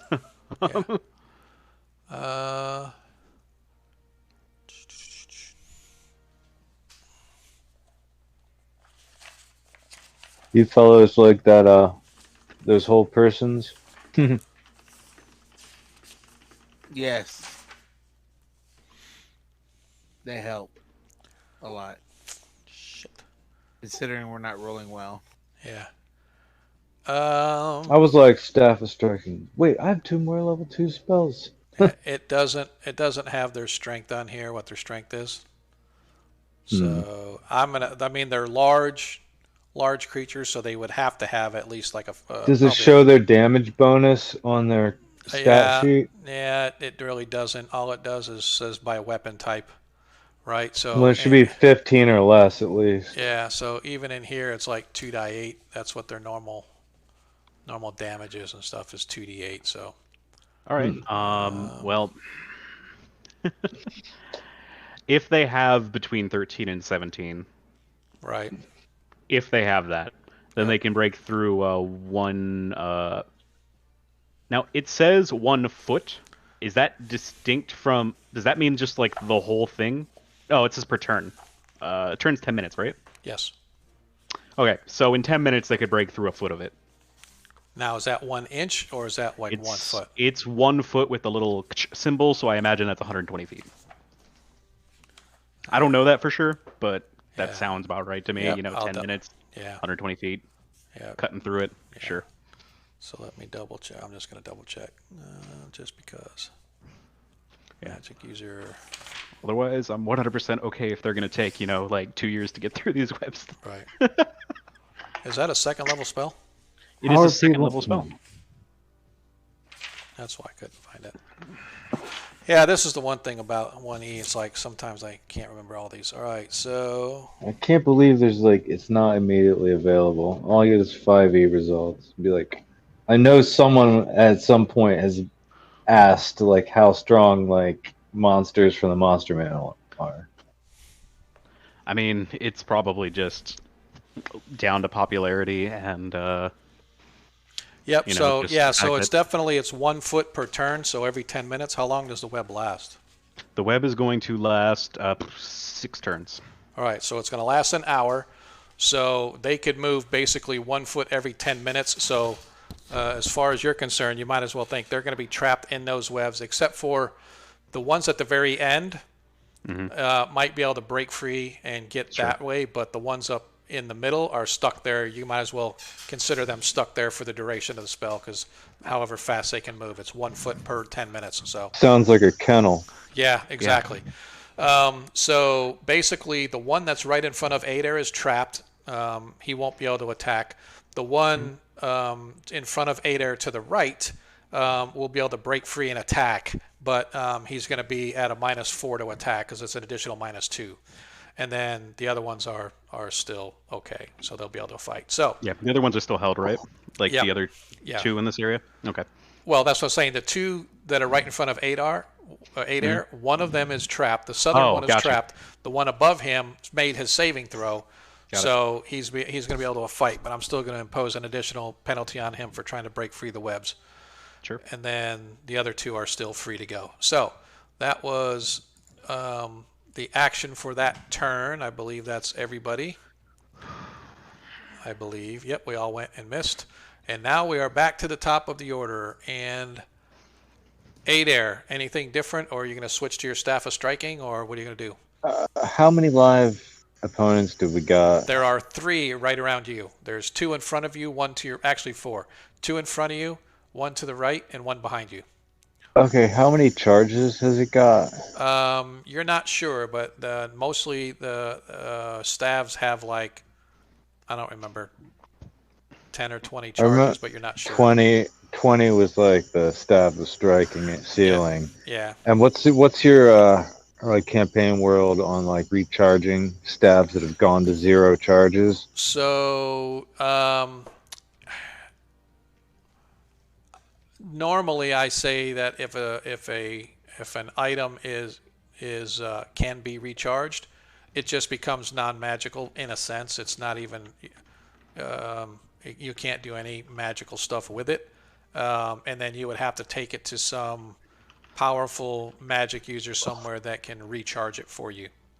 Okay, so it doesn't dust when it's exhausted at zero charges No, situation. no, Okay. I don't know if it says that in the book. Then that's what I would do, but I don't remember if it I says think it in the it's book. open to interpretation, so we Yeah, could play it this way. yeah. I'll have to look afterwards, but in that sense, it for right now until I'll back you up on it, and I'll swing out with the staff. Yeah. okay. All right, Arthur. I think the one next to me is held, right? No. Oh, okay. There So should are be all the head? Oh Are the yes, all? three yes, he is. held, right? Yeah, you're right. He did hold. You're right. He is held. Yeah, that's what I thought, and I would like to, knowing that, and knowing that he's going to be that way for probably like 3 turns ish, Yep. or rounds or whatever. I'm going to staunch the bleeding of my most dead henchmen, Okay. hirelings, Okay. and just start working through them because. Okay. Okay. Yeah. All right. And Valorius has his bastard sword. And Zadkiel, I'm assuming you're going to continue to fight with your sword. Yes. I think somebody in chat mentioned a little earlier that this adventure tends to have a lot of combat. Who'd have thunk? Who'd have thunk? Hey, everybody out in chat, how you guys doing? I haven't been really paying much attention, so I do apologize for anybody that I missed or anything that I have missed. Been sort of tied up, haven't even been looking at chat because this is pretty extensive, man. This is getting to be pretty hairy. What's this keep? What's the code? Keep on the Borderlands? What? Yeah, no, it's a keep on the Borderlands. That's what it is. All right. B1? Oh, B2. Okay. Yep. Why are you gonna look it up? No, I just couldn't remember. Yeah, it's a B2. All right. So since I won initiative last time, Arthur, it's back to you. All right. Oh, and for the record, I would like to say that there's a 5% cumulative chance that any of those guys in the webs just die on their turn from suffocation. Yeah, I know. Yeah. Okay. And you guys get to go. So Arthur, you are out there All right. doing your thing. Yep. And now get a +3 on your. I can roll. Hold on. Oh, nice. I'm here. Woo. Don't I forget- got my sheet on my computer instead of the other computer Yeah. too, so that's good. All right, cool. Is that What's that? 15 with a +3. I believe a 15 is close to hitting third level cleric. It's AC 5, Yeah. Yep. not you included. hit. Yeah. Yep. All right. Yep. Geez, that was a big Yep. Now one ass dice. question mark. 1d6 +3. Which one were you attacking first of all? Let me see. So those 3 guys are all up. Yeah, but the one directly in front of you is trapped in the webs. The one I cat. guess this thing, like the one on the diagonal. Yep, he's trapped, but he's made his saving throw, but he'll be able to break out. So yeah. What about the one directly in front of me? Well, he's the one that's trapped. Yeah. Okay, and then the one diagonally is free. Yeah, he'll be free next round because he made his saving throw, but he's still in web, but he'll break out as he's. I mean, attacking. I can hit either one of these. Whichever Yeah. one of these guys is more of a priority. It doesn't matter. I don't think. Okay, cool. They're the same state, I guess. Well, actually, no. The caddy corner one is more of a priority because he's not trapped. Yeah, in the that's what webs. I was trying to say. Okay, so 6 hit points of damage. And I believe I want to double check something in the books here. Okay, Staff they of striking is not the world's best weapon. No, but it's magical. But it's so nice. yeah, Yeah, I like it. Yep. I'm not complaining. Yep, exactly. With the All right. charges. Ooh. Yep. All right, so you did 5 hit points. Was that? No, you did 6 hit points. 2. All right, cool. All right, so that leaves us up to. Oops, where am I? There we are. All right, so Adair went. Arthur is doing his men. Lathor is coming up here, and he's going to coup de grace that knoll. That knoll is down. And now the bastard sword with... Oh my god, a natural 1 as he misses. All right, Zadkiel, who are you attacking? There's no more ones that are hold, right? Correct. Yeah, I'm gonna attack the one that's right below me. Okay. Below me. No, you know what? It does D6 plus 9 damage. +9. Yeah. How does it do +9? It says if three charge. Oh, if you do the charges. Yeah, Yeah. if you expend 3 charges, then it'll do the bonus. If it's just Yeah, I wanted to blast one of them. okay. So that means this one's gone. With that extra damage, he is gone. All right, go ahead. So that's 3 charges you've used. All right, I'm gonna hit him. I don't Right. know if I'll hit him. Yes. Welcome to the One Club. I haven't hit anything except Dude. for that first null. I know. All right, so I have to give me a second here. 1,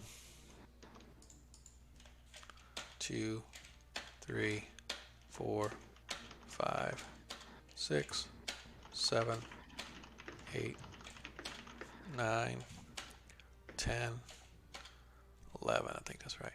1, 2, 3, 4, 5, 6, 7, 8, 9, 10, 11. Yep. As all of them have cleared it. As he moves up while the rest are still stuck. Okay. And we are back to the top of the order. And Adair, actions? Is this guy free now in front of me? No, he's stuck in the webs. He failed his save, so he's So I completely could immersed. kill him?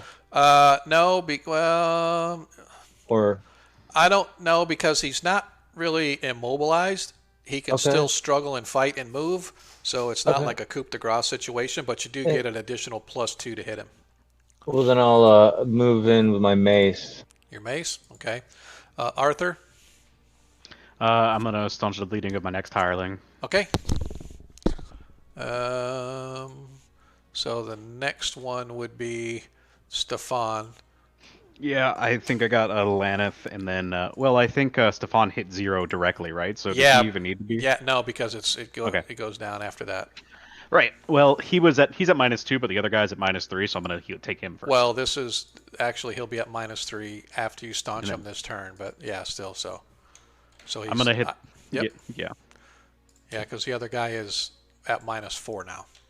Yeah. So you're gonna take Jeremiah, and then Stefan will be last. Okay. All right.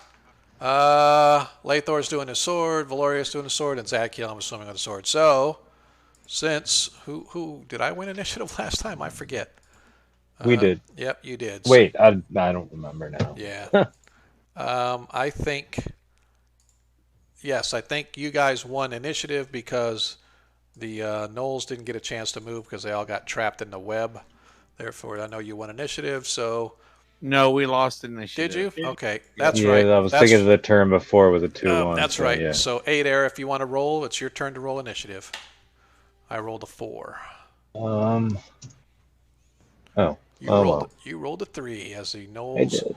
The Knolls get the advantage. Not that it really helps. It would have helped previously, but it doesn't help this time. All right. So that Knoll can't attack. So one Knoll is going to be attacking Zadkiel at a -2 still. So he rolls a 4, and the other one is going to attack Valorius at a -2. And he rolls a 2, so he misses. All right. Adair, go ahead and roll your attack. Don't forget 14 plus 2 plus. is 16. That's Yep, good. Yep, that hits. 3 damage. All right. And now Arthur, you're binding wounds on Jeremiah. Mhm. And Lathor. Lathor is going to move down here and see if he can't attack the Knoll. 6 misses. This Valorius attacks A 10 misses. Jesus Christ. Oh my God, I can't hit anything. And Zadkiel. This is why our games take like 8 years per session. If I had a bunch of money, I'd order you all sets of those cool dice. Zadkiel, you're up. Yes, that kill's gonna go.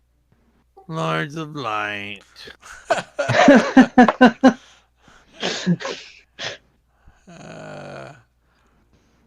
I sense sarcasm. He's gonna try to hit. I sense sarcasm coming in.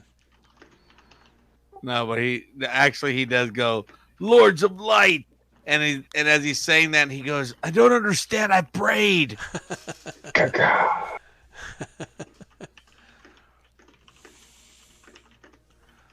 14.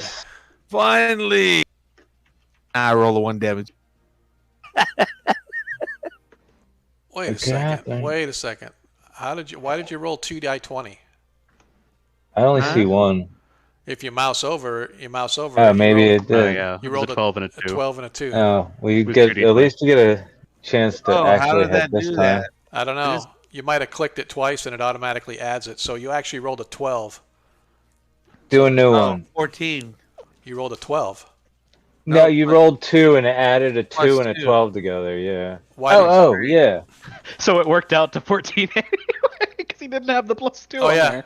Does the That's does a 14 hit? You needed a 13, right? I don't. Yeah. Yeah, you need a 13 Alright. to hit him. Therefore, wait, are you you're a third class paladin, right? Or Yes. level 3 paladin, I mean. Yeah, so yeah, you needed 13, so the 14 does hit. Okay, I don't know how that happened. That roll. Yep. Did I do that with my other rolls? I don't know. I didn't see it before, and I was checking, kind It of. was Yeah. probably like a pop-up where you clicked it or something. Well, if you once double click it, and it'll say if you Yeah. keep Yeah. clicking the dice, it'll just go 1, 2, 3, 4, and so if you Yeah. accidentally Yeah, click it, sure so- will. I probably accidentally hit it twice. I'll Alright. have to remember that one, sneak an extra d20 in every once in a while. All right. Nah, I don't play like that. Okay, here we go. Hopefully, I won't roll above 20. You get, like, 5 hit auto points of miss. damage. 8 hit points of Eight. damage. Oh, Yeah, birds my are flying. my hit ratio was like Haley's Comet. Yeah, don't even play. My game yesterday, I missed Yes, there was 9 one times in a knoll. row. There is 2 gnolls left as the gnoll tries to attack. Wait, you guys won it. I can't believe I can't remember who won initiative, man. We won initiative, so the gnolls Right. missed. So we're back to the top of the order, clearing the board. Back to the top of the order. Anything different from anybody? I know No. Arthur, you're taking on Stefan as the last. Yep. And everybody else is doing the same. Let's go ahead and roll initiative. So since I won, that means we're at Arthur for initiative. As the one gnoll goes to attack Valorius. 18 hits Valorius. 2d8 for 8 hit points of damage. As a gnoll, petrified out of his mind that all of his friends and family are nowhere around, begins swinging wildly, and as he comes across with his Morningstar Colcox, Valorius knocking him sideways. Fortunately, the ranger stands and doesn't fall, but he has a big knot on him now, and he looks slightly dazed from the shot of the Morningstar to the head. As we are now back to you guys, and Adair, go ahead and attack. Don't forget you get a +2 because the guy's frozen in the Mess. as he struggles, and you actually hit more web than anything else, unfortunately. Let's see, Arthur, you're doing your thing as Lathor goes to attack with his sword. 4 misses. Bastard sword from Valorius. 16, finally. I think the bastard sword is 2d8. That woke him up. Yeah, it did. No, 2d8. I missed 9 times in a row. It was depressing. 2d8 plus 1. I can sympathize. I think I just missed a few 9 rounds hit ago. points of damage. 12 attacks Sweet. with me and my hirelings. As that one is so all of the gnolls, and I'm going to say that this one is unable to fend himself between Zadkiel and Yeah. Adair from being able to do anything. However, the hirelings are down, and you can hear the shouts as the gnolls coming down the hall are extremely pissed, and you know that there's a lot of them. What do we want to do? You guys have time now. You've got probably about an hour before the spell wears off if you guys want to get out of here. We should burn them. I'm Yeah. pulling out flasks of oil I from my am not. backpack. I am not so sure that it will be enough to kill them. Perhaps we should just take our friends here and get moving. Well, have we got? I don't know where we are. Yeah. As a note, it would do 2 to 8 damage, and we know from fighting them that they're pretty tough. They don't go down that easily. It's very likely that it would just burn them, and then they come charging at us because it burns away like that. We don't really know how many there are. And also, there's that as well. Yeah. I think we just leave the corridor, blocked for an hour and make our escape. I say we make our escape and we carry our wounded. Yeah. Besides, they have the horses and we head back to town and refigure how we're gonna do this. Besides, those guys have a 5% chance of suffocating to death each, and it accumulates. So it's 5 and then 10 and then 15 and so on. So. Yep. Okay. So And that's every turn. yes. Yeah, it's 5% every turn. Yep. Yep. So there's potentially a good chance that the 30% chance, whatever, at the end that they would be able to. Yeah. That would be suffocated. Yep. Yeah, it's like a 5 and then it'll be very difficult for most of them will probably die because it's a 5 and then a 10 and then a 15 and so on for the next hour. So I think we pick up our wounded and we get out of here. We go back to the horses. We put them on the horses. We get them healed up. We can come back the next day because we're all fine if we want to, but Yeah, but we have to rethink. I think we probably have to ask. I think we would have to ask for more insight. I would say search the keep a little more for either a shop, there's a shop there. Okay, either that and ask for advice, maybe a map or somebody knows exactly like what lives in the cave, if it's even worth going back, or what is it, because we only asked a few people. We haven't asked everybody.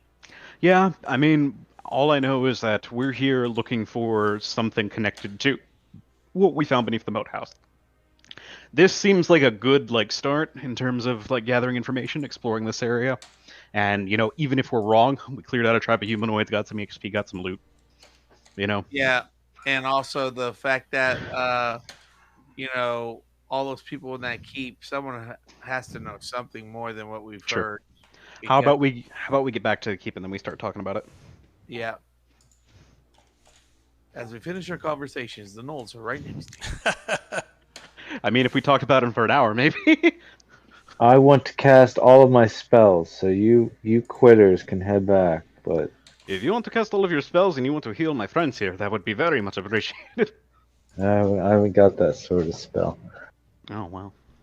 I do. Just kidding. That was out of character, anyways. So, I will heal. I will lay hands once a day. I think it's once a day. Yep. Okay, I will lay hands on one of the guys. Okay. At least that way he can kind of limp his way out, I guess. How much do you actually heal for? Because they're at -5. 6. Okay. I can heal somebody 6 hit points. I guess you pick Laneth back up so we can at least walk. Well, walk, and he could probably carry one of his buddies. No. One of your guys gets that if 4. I did have a spell. My character did Yeah. have a spell like that. I was just cheesing. Okay. One of them gets 6, one gets 4. Well, I was gonna heal myself, but yeah, sure. Oh, okay. I wasn't sure because a 4 doesn't do anything for them because they're at negative. So I was figuring it wouldn't make a difference, so I'll just heal myself and then heal one of your guys. And since Okay. unless we're facing a possible random encounter on the way back, which I don't think so. sure. So Never know. Yeah, I think the way Sean runs they've been at -5. They need 5 days before they can so much as carry their own weight. So they'll heal that back on their yeah, rest anyway. yeah.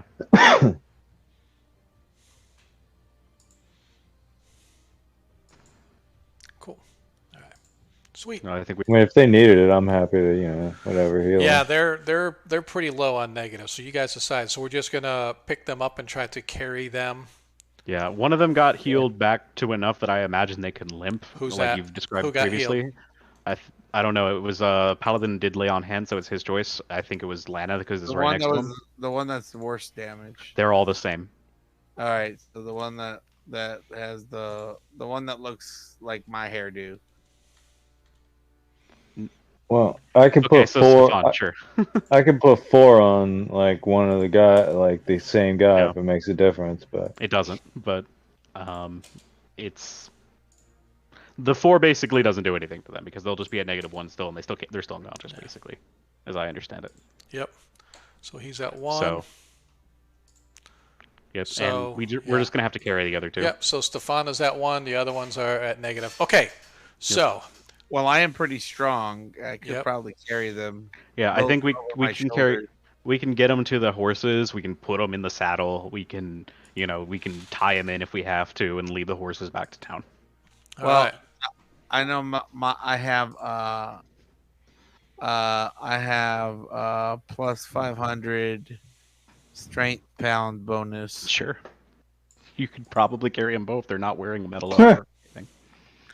All I right. can one on So each shoulder. Up one on one shoulder, yeah. you guys grab a hold of the 2 fallen comrades as the remainder of the gnolls you hear shouting and barking in whatever language it is that they speak, gnoll language, as the webs continue to frustrate them as they struggle to work their way forward. You grab a hold of your compadres and you head out back into the wildlands.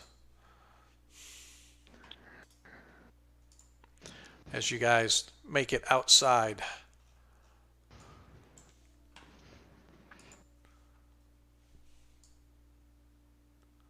Move this Another over. fine mess you've gotten me into. I mean, you seem to be okay with the plan. You didn't have any objections. I just wanted to say that Laurel and Hardy shit. As you guys quickly move your way down the hill. Where are the As- horses? As it is still midday, you guys get there and your horses are gone. Just kidding. I wouldn't be that much of a jerk. For everybody The that's looks still on your here. guys' faces. I mean- appreciate everybody that's still stuck around with us. Agamemnon, so technically they did not. The spellcaster Arthur managed to flood the hallway with webs and trapped all the reinforcements coming up. And because of that, they were separated and the party managed to defeat whatever gnolls were still there combating them. And they have elected to lick their wounds and head back to the keep where they can regather, regroup, and figure out what the heck that they want to do next. It takes you guys a couple of hours, close to the sun making its final trek. It's not dark yet, but it is later in the day, say probably 4 o'clock, give or take, as you guys manage to. Hey, thanks, Ak. Appreciate that, man. So I like, man, bringing in people that are willing to cheer for the party for everything that they did. And I want to say they did it without any Nat 1s or Nat 20s being given to the party. So bravo Zulu to the party for being able to take care of business. Oop, we're missing one of our characters. Yeah, Yes, as we retreat, I'm reminded of the scene of the Monty Python movie, The Holy Grail. Run away! Run away! Run away. Yep. Tactfully advancing in the opposite direction of the enemy. Exactly. That's what we're doing. That's what we're doing. Yes, you That's are. what I consider this. As you guys make it back to town, make it back to the keep, as you are met at the gate, and the soldiers like, "Hail, hail, friend! What has transpired with your compadres? Do you need medical attention? Quickly, somebody call for the priest! Call for the priest! We have wounded men here. Let's go, let's go!" And as soon as you guys arrive, some of the soldiers sort of take your horses and take them to the stables, whereas the others take the two wounded men to the priest's house. I'm going with them. Yep, I figured. To the priest's house, as the rest of you arrive now back at the Traveler's Inn. I'll go to the temple to pay my respects. Okay. So, going to the temple to pay your respects. Well, and assist and stuff. Oh, okay, so they're not at the chapel per se. They're at the home of the priest. However, he greets you guys with an open door, welcoming you inside. What has happened? What happened with these men? Are you okay? Were you assaulted? Were you assaulted on the road coming here, or when you were going out? No, we were seeking out the humanoid tribes that lived in the area in order to see if they were associated with an evil we had destroyed in another town. And well, we slayed many of the gnolls. Some of Gnolls? ours. Gnolls, Yes. you say? We have not seen gnolls in this region for many years. We This is stumbled most acro- troubling.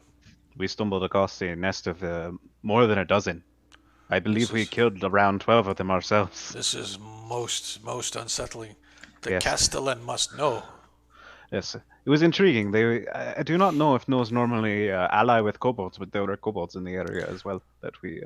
Kobolds? Yes, the dog people. Surely you are jesting me. Do those wounds look like a joke? No, this is true. As he helps bind your compadre's wounds, gets them resting comfortably, heals them to where at least they are no longer below zero, and What's the priest's worship like? What's the so most of the as I sort of explained, this particular individual, the priest of the temple, if you will, he actually bears a symbol of St. Cuthbert, although the chapel itself that he maintains is more of a non-denominational. Now he has his Whoa. mostly his services, and I say non-denominational in the sense that I should say multi-denominational, right? So It's a good aligned it's church. yeah, exactly. And so he primarily worships Saint Cuthbert. In fact, that is his worship. But the church that he maintains allows anybody who wishes to worship to come in, and they have various small rooms for prayer. And he has iconography for some of the various good aligned deities like Pelor, some of the farm deities, etc. Right? I gotcha. So Frontier Chapel. exactly, there you go. So that's kind of what it's like. But where you guys are now, you're actually in his house next to the jeweler and across the street from the guild house. it. And so he is opening up his house to allow these two men to gain rest and recuperation. So yeah. So you guys find yourselves back in town. A little bit of experience gained, a little wiser perhaps. Perhaps frontal assaults in this place are not the way to go. If you can avoid it, or if you do happen to make a stink, make sure that nobody goes to get reinforcements. Yeah. Maybe we get like 10 more guys to come with us. Yeah, and chainmail with halberds. Yeah. Halberds and ballistas and stuff. So Come back like in the movie Aliens 2. All right, Marines, let's go. Yo, I did Marines, have we are leaving. I had the image of a ballista in my head at certain points through these adventures. yep, just point it down the hallway. There's got to be one on the walls, right? Like, we can borrow one. Right? I put borrow in air quotes. Right? Maybe Exactly. we could buy it. maybe. Speaking of buying and borrowing, is there a blacksmith or any There armor, is. armorer? So there, it's the blacksmith does armor stuff, so there is not an armorer, but the trader, there's a general store and there's a trader. The general store is more along the lines of your normal goods and services for to support the town and whatnot. You can get things like a little bit of rope, or you might need I don't know, What's cleaning the best suit supplies. of mail that I can buy in this town? Oh, Port? in this town, some kind of leather or studded leather. They don't have any chain. All the Alright. good mail goes to the soldiers and the upper echelon soldiers at that. You think he could commission one if he was willing to wait? Yeah, it would take a couple weeks to make it, but it'd be probably 100 gold in order to make chainmail. Oh, that's the best they can make. Yeah, yeah, they won't. They don't do plate or anything like that. They just don't have the services for that. Adair isn't used to being in such They can repair it. routinely podunk towns. Yeah, they can yeah. repair plate armor and stuff like that. But as far as fashioning and stuff like that, they don't have the facilities for that. Although I Okay. don't know, if you paid enough money, maybe they could make facilities, but it would probably take a good month or so to kind of Yeah. make that armor. I might not even be here that long. So. Yeah. I don't know. Look how long it took you to do Hamlet. Well, You were I there a hate to be couple the- weeks. Well, I vote we do a module that's close to a metropolis next time. Okay. You gotta Below you the bailing sea out of if here, they are. Monkey?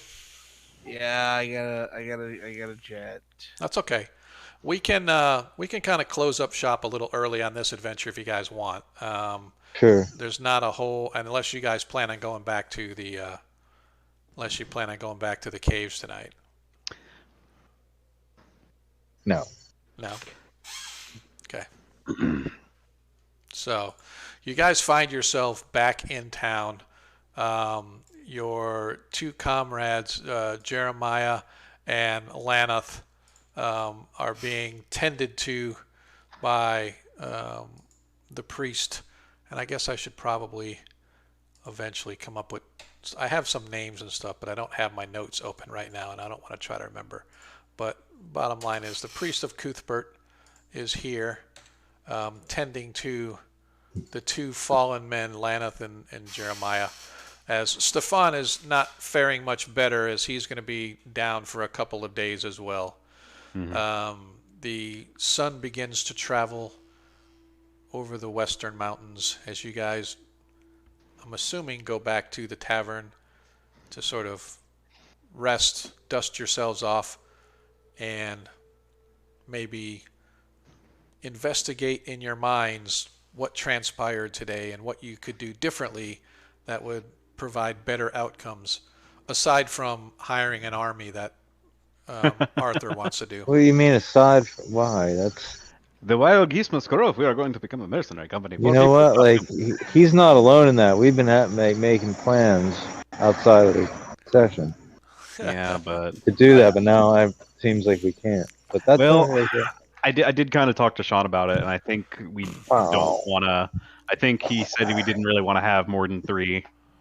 oh, I don't mind you guys having hirelings and stuff like that, but then I've allowed people to do that in the past, and this isn't saying you guys would do that, but the next thing you know, we've got 15 hirelings because we can afford it, and my charisma lets me have 10, and his lets him have 10, and then next thing you know, you Yes. guys are all sitting in the back, and all the we could hirelings. put them on square 28mm bases and like just fire them down the corridors. That's what There's I'm no saying. problem. That's what I'm saying. So Yeah. so No, again, I don't mind the hirelings thing, and I know this is something that Adam has been looking forward to doing for 1E, because there's really not great rules about it in 5E and stuff like that. So we were kind of looking forward to seeing how this goes here. But again, I would rather limit the choices. Again, if that said, if somebody else wants to get a couple of hirelings, all right, we can talk about that, because that way it's not Adam's controlling 5 characters and this person's controlling 10 characters, and Okay. so if you guys Well, want to try as long to as we're hire a not getting couple like more, mopped up by these like just mercilessly by the opposition, then Right. we don't need it. Like I said, That's fine. if you want to, there are hirelings available here in town. If you guys wanted to get a couple, maybe some temporary guys to help you Get an assistant or something. I don't know. yeah, if you maybe let's say just for this adventure or just for this job that you have to do, you guys decide, all right, we're going to hire a couple of guys that are a little more than just hirelings. Like there's first and second level fighters that are available here. I was thinking like even more disposable guys to like spare our like now like affectionately like viewed henchmen right. guys. Yeah. No, I totally get it. Yeah, I mean, there's also the alternative if everyone was open to the idea of like, the reason I kind of retreated. I wanted to retreat here is because my three guys went down and I want to take care of them. But if I had, say, 3 more that were waiting in the winds, not participating in the combat, and they could just pull them out and get them back to town, or Right.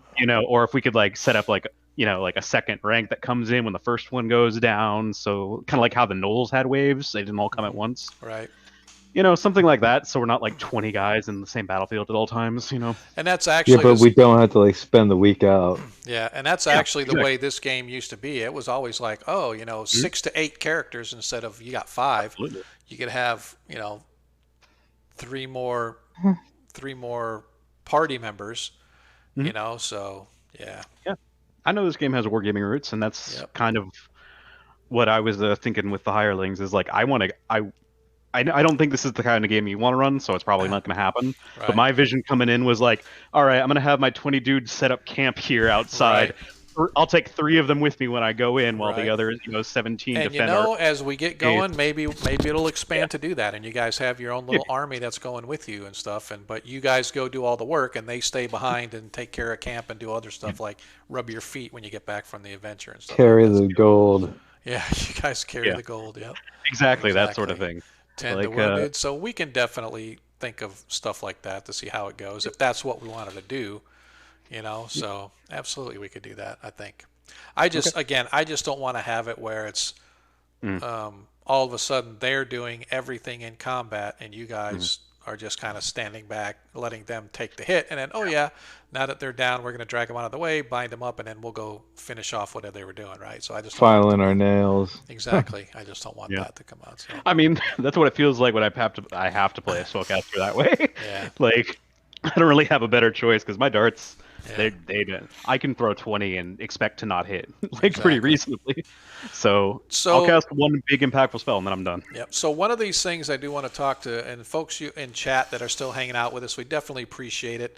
Again, if you haven't followed us yet, please do so. If you've got friends that that might be interested, reach out to them, tell them to come follow us. I'm like 2 people away from 100.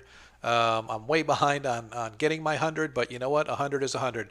And that's just kind of a milestone, a personal milestone for me. So definitely would appreciate the love, kind of push that way. Also, one of the things we do after every game is we have what's known as the after party. And one of the things we did on the 5e game that somebody in chat actually mentioned it, and Arthur, you can tell me if you remember who. Was it Crimson Death? I think Shane was the one that actually said that. We have the after party, right? So we kind of shift out of game mode. We go to after party and we shoot the shit kind of like we're doing now. But one of the things that we did was we moved it to the Discord open chat. So what I'm going to do now is I'm going to shift my voice stream over to the open chat. So for Arthur and Adair, if you guys want to jump over to open chat, and then we'll pick up the after party there. What that means is that if you are in chat and you want to hang out with us and shoot the breeze, you just have to hop over to Discord and hop on the open chat, because everybody that's a member of our Discord gets to go on open chat, and you too can join in the conversation. And so as long as you're being decent about it, not being a dick about it, or being a troll of some kind, then you're more than welcome to join us. Bring the trolls on. Yeah, if that's the case, if you're wanting to do that, you're more than willing to kind of jump over there with us. So, like I said, that's what I'm to do now. Is I'm gonna shift this over to the after party.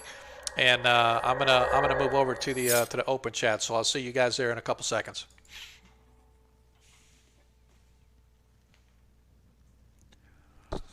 And we're back on the open chat. So hopefully, if you guys want to join us, you can. I know that there they are. Hey there, welcome back. Um, Melf's acid arrow and fire bring on the trolls. Exactly, dude. That's it, man. Agamarind. One of these days I'll get his name right. I believe it's Agamarind. I'll keep practicing that as time goes on. But yeah, man. So if you guys are willing and able, come join us over in the chat and kind of shoot the breeze with us. We're on Discord in the open chat. If you guys haven't hit our Discord yet, just go to our channel. Obviously, you're already there if you're watching the stream, and down at the bottom at the About, there's a Discord link. Just pop on in, and once you come in, you can hop into the open chat and come join us, man, and kind of hang out with the players and stuff. So, yeah, that was an interesting game tonight. That's one thing about this particular adventure. It is heavy, heavy combat, and you really have to be careful about just trade, because a lot of times, people that do the D&D thing, we're bigger and better than the monsters, and we're just going to stomp our way through it. Well, it doesn't always work that way, because what they make up or lack in like ability as far as like armor class and some of the other things that the player characters tend to get, they make up for in numbers. And so that's where you can tend to get yourself into a little bit of trouble. Yep, even kobolds can TPK, man, if you guys aren't careful. Yeah. If you aren't careful, those little guys will do a number on you and stuff. So I get the impression that in first edition, there's a lot more, making forays in enemy territory rather than just piling through it in a single day. Yeah, exactly. You don't. You have to learn, like you said, you have to learn to tactfully retreat in the face of overwhelming odds and stuff. So if you want to live, yeah, exactly. Because there's a lot of guys that I gamed with, and they were like, "Oh, why did we have to die? Why?" I'm like, "Why'd you keep sending that many out?" I say, "Dude, man, there's like 30 of them that live in there, and all 30 of them are gonna fight to the death protecting their territory. So it's totally up to you." Oh, what is that? Who just subscribed? What? We just got a subscription from Rubens Duarte. Whoever that is, we definitely appreciate that, sir. We definitely appreciate that. That was kind of, did somebody gift that to him, or did he just come in and subscribe? Because that was pretty awesome. Interesting. I don't see the message. Yeah, it came across on the, I wonder if they subscribed from somewhere else, because... Maybe. Yeah, because I don't see it in the chat either, so I'm wondering how did they subscribe? And it showed up on because sometimes it's not coming from, oh, never mind. They subscribed to my YouTube channel. That's why. Oh, that's what it was. That's why. Yep. Makes yeah, sense. it's YouTube. That was you?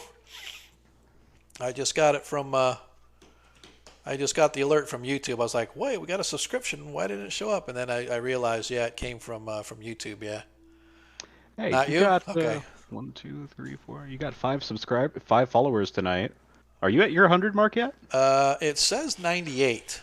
But 98. But I have to go. I have to go look at because a lot of times it's really weird because if I go to the Twitch channel, it'll say one number, but when I look on my stream on OBS, it tells me a different number, and sometimes they're off by a number or two. So I always say, like tonight, the last I looked, it said 98. But I'd have to go out to the channel and see what does the channel say that I actually have for stream and stuff like that. So I'm not 100%, but I am really close. My goal was actually to get to 100 by the end of July, but obviously I'm a month behind. But we took a week off and some other things, and the initial ramp up was really good, and now I'm just trying to slowly build, and I'm hoping people like Agamarind and stuff is out there spreading the word and telling people to come check us out to see what the stream is like, and hopefully other people will start to filter in and stuff. I've only been doing this 3 months and stuff, so I'm hoping that after a while it'll get to be a little more, and people will start to come back, and we'll get, we average maybe 12 to 15 people that watch the stream routinely when we're doing it and stuff. And so I would love to get it up to like 50. I think that'd be pretty awesome to have just come in and just start gaming and streaming and having a good time and have 50 people watching us and stuff. But yeah, I mean, I'm happy with the little close knit crowd that we got now. So I'm pretty happy so far. I just like I said, I don't know. I just have this thing that's like I want to get to my 100. So I want to beat this level 4 in a Mario, and it's like really annoying. Wow. that's like complete I 180. keep getting killed by the Hammer Brother. Like left turn go. Yeah, I got this Game and Watch. I'm like, Yeah, that's funny. I wonder if there's who's on that we So, yeah, I killed him. Hey dude, thanks Agamarin. Appreciate you hanging out with us for a little while, dude. have a good night, man. Talk to you later. Hey, Dungeon Master. Yes, sir. I got a question for you. I will try to answer. So that the whole declare and then roll initiative thing that we do in first edition. Yep. Do you like that more than you like it in the way 5e does it? I actually like 5e combat, although I kind of like it's. I don't know. There's kind of goods and bads, right? So I like the flexibility that 5e gives, being able to say this is what I'm going to do after somebody else is gone and they go in a certain order. Because, like I said, in 1e, the way it's supposed to work is the spellcasters go. No, take it back. It's long range weapons go, like ranged weapons go first, then spells, and then melee. And so that's just the way it is. And it doesn't matter what the initiative is. It's, the party initiative versus the enemy initiative. And so you have to determine what order everybody goes in within amongst the party. So that gives a little flexibility, but at the same time, it's a little more rigid because you have to declare what you want to do, and you can't get out of that because it's assumed that you're already going to do that thing. And then if something stops you from doing that, then oops, So yeah, I mean, but I always feel that I actually like the 5e combat, how you determine hits and stuff better.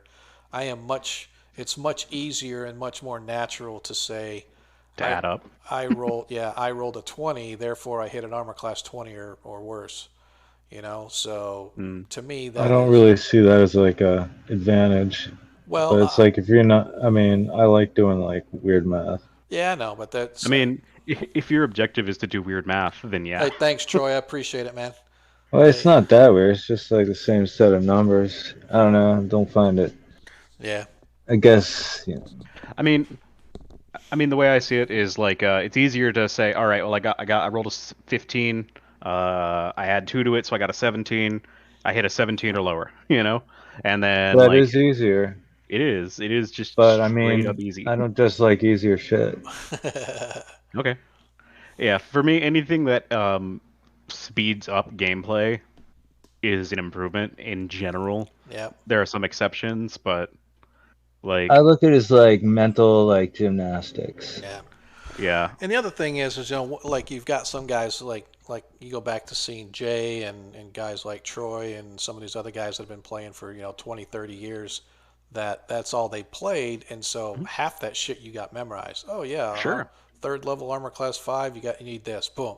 You don't need a chart to kind of look things up. Also, character sheets came in handy, and that's why I like the character sheet that Monkey had, where if you fill it all out, you just look at the weapon, the armor class, and that tells you what you need to hit automatically. It's got everything figured in for you. Yep. So I actually ended up doing that for my hirelings. I've got their THACO. Yep. Just Yep. the Exactly. whole chart. Yep, you need it. All right. So, but yeah, there's a lot of things that speed it up. But the one thing that I like better about 1E, and I always will, is I really like the class separation of everything. Because perfect example, in our 5E game, I'm going to pick the lock. What do you mean? You're a freaking magic user artificer. You don't pick locks. Thieves pick locks. But but I mean, it's understandable in the sense that why just because I'm a magic user, why don't I know how to pick locks? You know what I mean? I should Yeah, have that well, ability. and if I was a straight wizard, I would not be able to. Like Yeah, some dungeon masters might let you try, yeah, but I wouldn't have any bonuses, or right, it would be very unlikely to succeed. yeah. There would, but for an artificer, for someone who can like literally make a lock, it makes total sense to me. Right. Like if you Yeah, can no, it craft, definitely makes sense, yeah, absolutely and stuff. But I'm just saying is I like the class separation. I like how mm, some of the magic stuff. I have never been a big fan of just all these nonstop abilities and feats mm, and all this other stuff where For sure. you have 5,000 different things that you can do and if sure, and that's where the min maxing really plays a thing where why would I ever want to take this skill because mm, I get this bonus if I do that skill? Well, it's because it's more yeah, fun to play a character that's a little more flawed and not like this massively, kill machine build. That's all it is, right? I've always just I yeah, could care less about like I'm playing in an online game now that as a player that mm, my warlock really doesn't do a whole bunch of damage and stuff, but he's got like the insta heal stuff for people and he's sort of definitely a supporting cast, but he's got yeah, some pretty good spells and some pretty good stuff that he can do. But if when I go back and read some of the articles, oh, here's how you should do this build, and you should take this skill and this feat and yeah. that feat, I'm like, why? To me, Mm. thematically, it didn't fit. So Totally understandable. I like to kind of find a middle ground. Is like I'm going to choose a concept and I'm going to be that concept as optimized as I can, but I'm right, not gonna try to do everything. right, yeah, Like I've definitely made character choices that are like, yeah, this isn't the best ability I could take, but it makes the most sense for what I right, want to do with this character. yeah, Alar is a pretty decent example of that because he's just if I wanted to play that the Blade Singer optimally, yeah, I would not be in melee ever because it's just not it. I'd just be picking him off with the longbow from the back and occasionally casting a spell here or there to control the battlefield. yeah. But nah, I just want to run in and stab things with my sword. Right. Now, to answer your That's question, shit. Doc Shoulder out in chat, I'm all in favor of multi-classing. Right. Mm, I think that if a character wants to trade and start following a different path, I have no problem with that at all. One thing that I feel is kind of weird is how they do the you can't advance this until you achieve the same level as you did before. I don't know. I'd have to go back and look because it's been so long since. I mean, I did a multi-class, but it's only because I was a first edition bard, right? So I mean, fighter thief you and could then be bard. But like, yeah, it is weird. Yeah, it is disadvantageous, but it's like, it's just the rule set. It's like I'll happily play like some dual class shit. right, I I do actually really kind of miss playing the fighter wizard elf that I was playing. yeah, Yeah, and I would really love to sometime eventually play a first edition elf rogue elf rogue fighter magic user right, just because just the sheer amount of Hmm. options you have at that hmm point. yeah, That's Yeah, 'cause awesome. that's the yeah. thing The because that's upside is you get all the options. The downside is it takes fucking forever to level. oh yeah, absolutely. Yeah, but who Forever. cares? But I'm an elf. I've got, a few thousand years to live. I'll be Yeah, fine. right. That's a true People story. are like always like, but then I can't. Like, yeah, but so what? Like, just you're having fun. You have a Yep, character. They're not dead. Like, exactly. so it's like, so you're stuck at this level. It's like, okay, so then like talk to your DM about like options with Wish or Unearthed Arcana limits or like Right. use second edition or Yeah, something else. There's lots of yeah, people are always like, I can't do this. Like, yeah, you can. It's like just house rule it. yep, exactly. So yeah, but yeah, so far I think we're doing all right. Just a lot of But piecing things around. I like the weird shit about 1E. Like I like 2E like a lot, but I love 1E. It's weird. Yeah, the one thing I love the most about 1E, I mean, I'm sorry, 2E was the thief. How they changed the thief class a little bit. How I you can distribute Yes, skills. I loved the Hmm. ability to distribute skill points for a It's thief. superior. It really is. Um, but again, at the same time, and 1E is a little more hard and fast and stuff. So It's a little more different flavor wise. I think like 2E. disappear. And that was one thing I was curious about. Like, does anybody know what second edition was like as far as declaring actions and redirecting like Um, canceled I actions, like never, invalidated? I don't think we ever did any of that in 2E. I think all of ours was always roll the dice and then we actually did initiative per person, right? I Hmm. did, as a DM, I did monster initiative. And then we had each character roll their own initiative, and then they went in that order. So it could potentially go Zad kill Arthur, no, Adair, Valoria, Right. Slathor. So it could. I'm just saying, like, you could easily like just hand wave, like, be like, you can if your action becomes invalidated. Yeah, Like you could like even like go in and like make the quotations from the Bible, so to speak, like and like right. for like your to back up your interpretation just for philosophy's sake, theosophy's sake. But it's like but you could still play 1E and do like the more better like declaration of action sort of Yeah, thing that people have been doing since like the 80s. right. Yeah, I had forgotten all about having to declare actions until I started playing 1E a couple years ago at the game store, and that's how I got my son into it. We started playing a 1E game. He wasn't much into the 1E. He liked the 5E with his friends, so we shifted over to a 5E. But I'd still go some Sundays and do the 1E thing. So that was always kind of fun. But I always forgot about um, the having to state your actions and then roll one dice for the party and stuff. And Hmm. we had a dice box that we passed around, and whoever had the dice box was the dice roller. And we did the same thing that I do here. Oh, you roll the initiative until you lose. When you lose the initiative, then you pass it to the next player. So I didn't think Arthur was ever going to have to give up the dice box today. It's like, damn it, dude, do you not just stop it? But I couldn't hit nothing, man. And that's to me, that's the other bad part about 1E is if you have a long combat, that's like your whole game. It's Oh, like, I like that.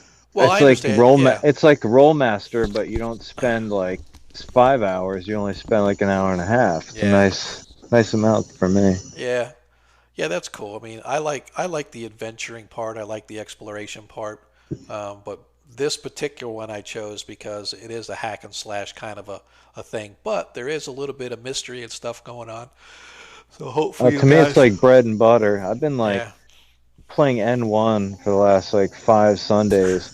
And it's a nightmare. My anxiety, like I'm not like into like solving the mystery as much. I mean, I am, but yeah, and then I have shit with other players or like being uncooperative, like right. going on solo missions and stuff. I'm like, it's like I have enough anxiety in my life. It's like sometimes it's nice to just kill shit, you know?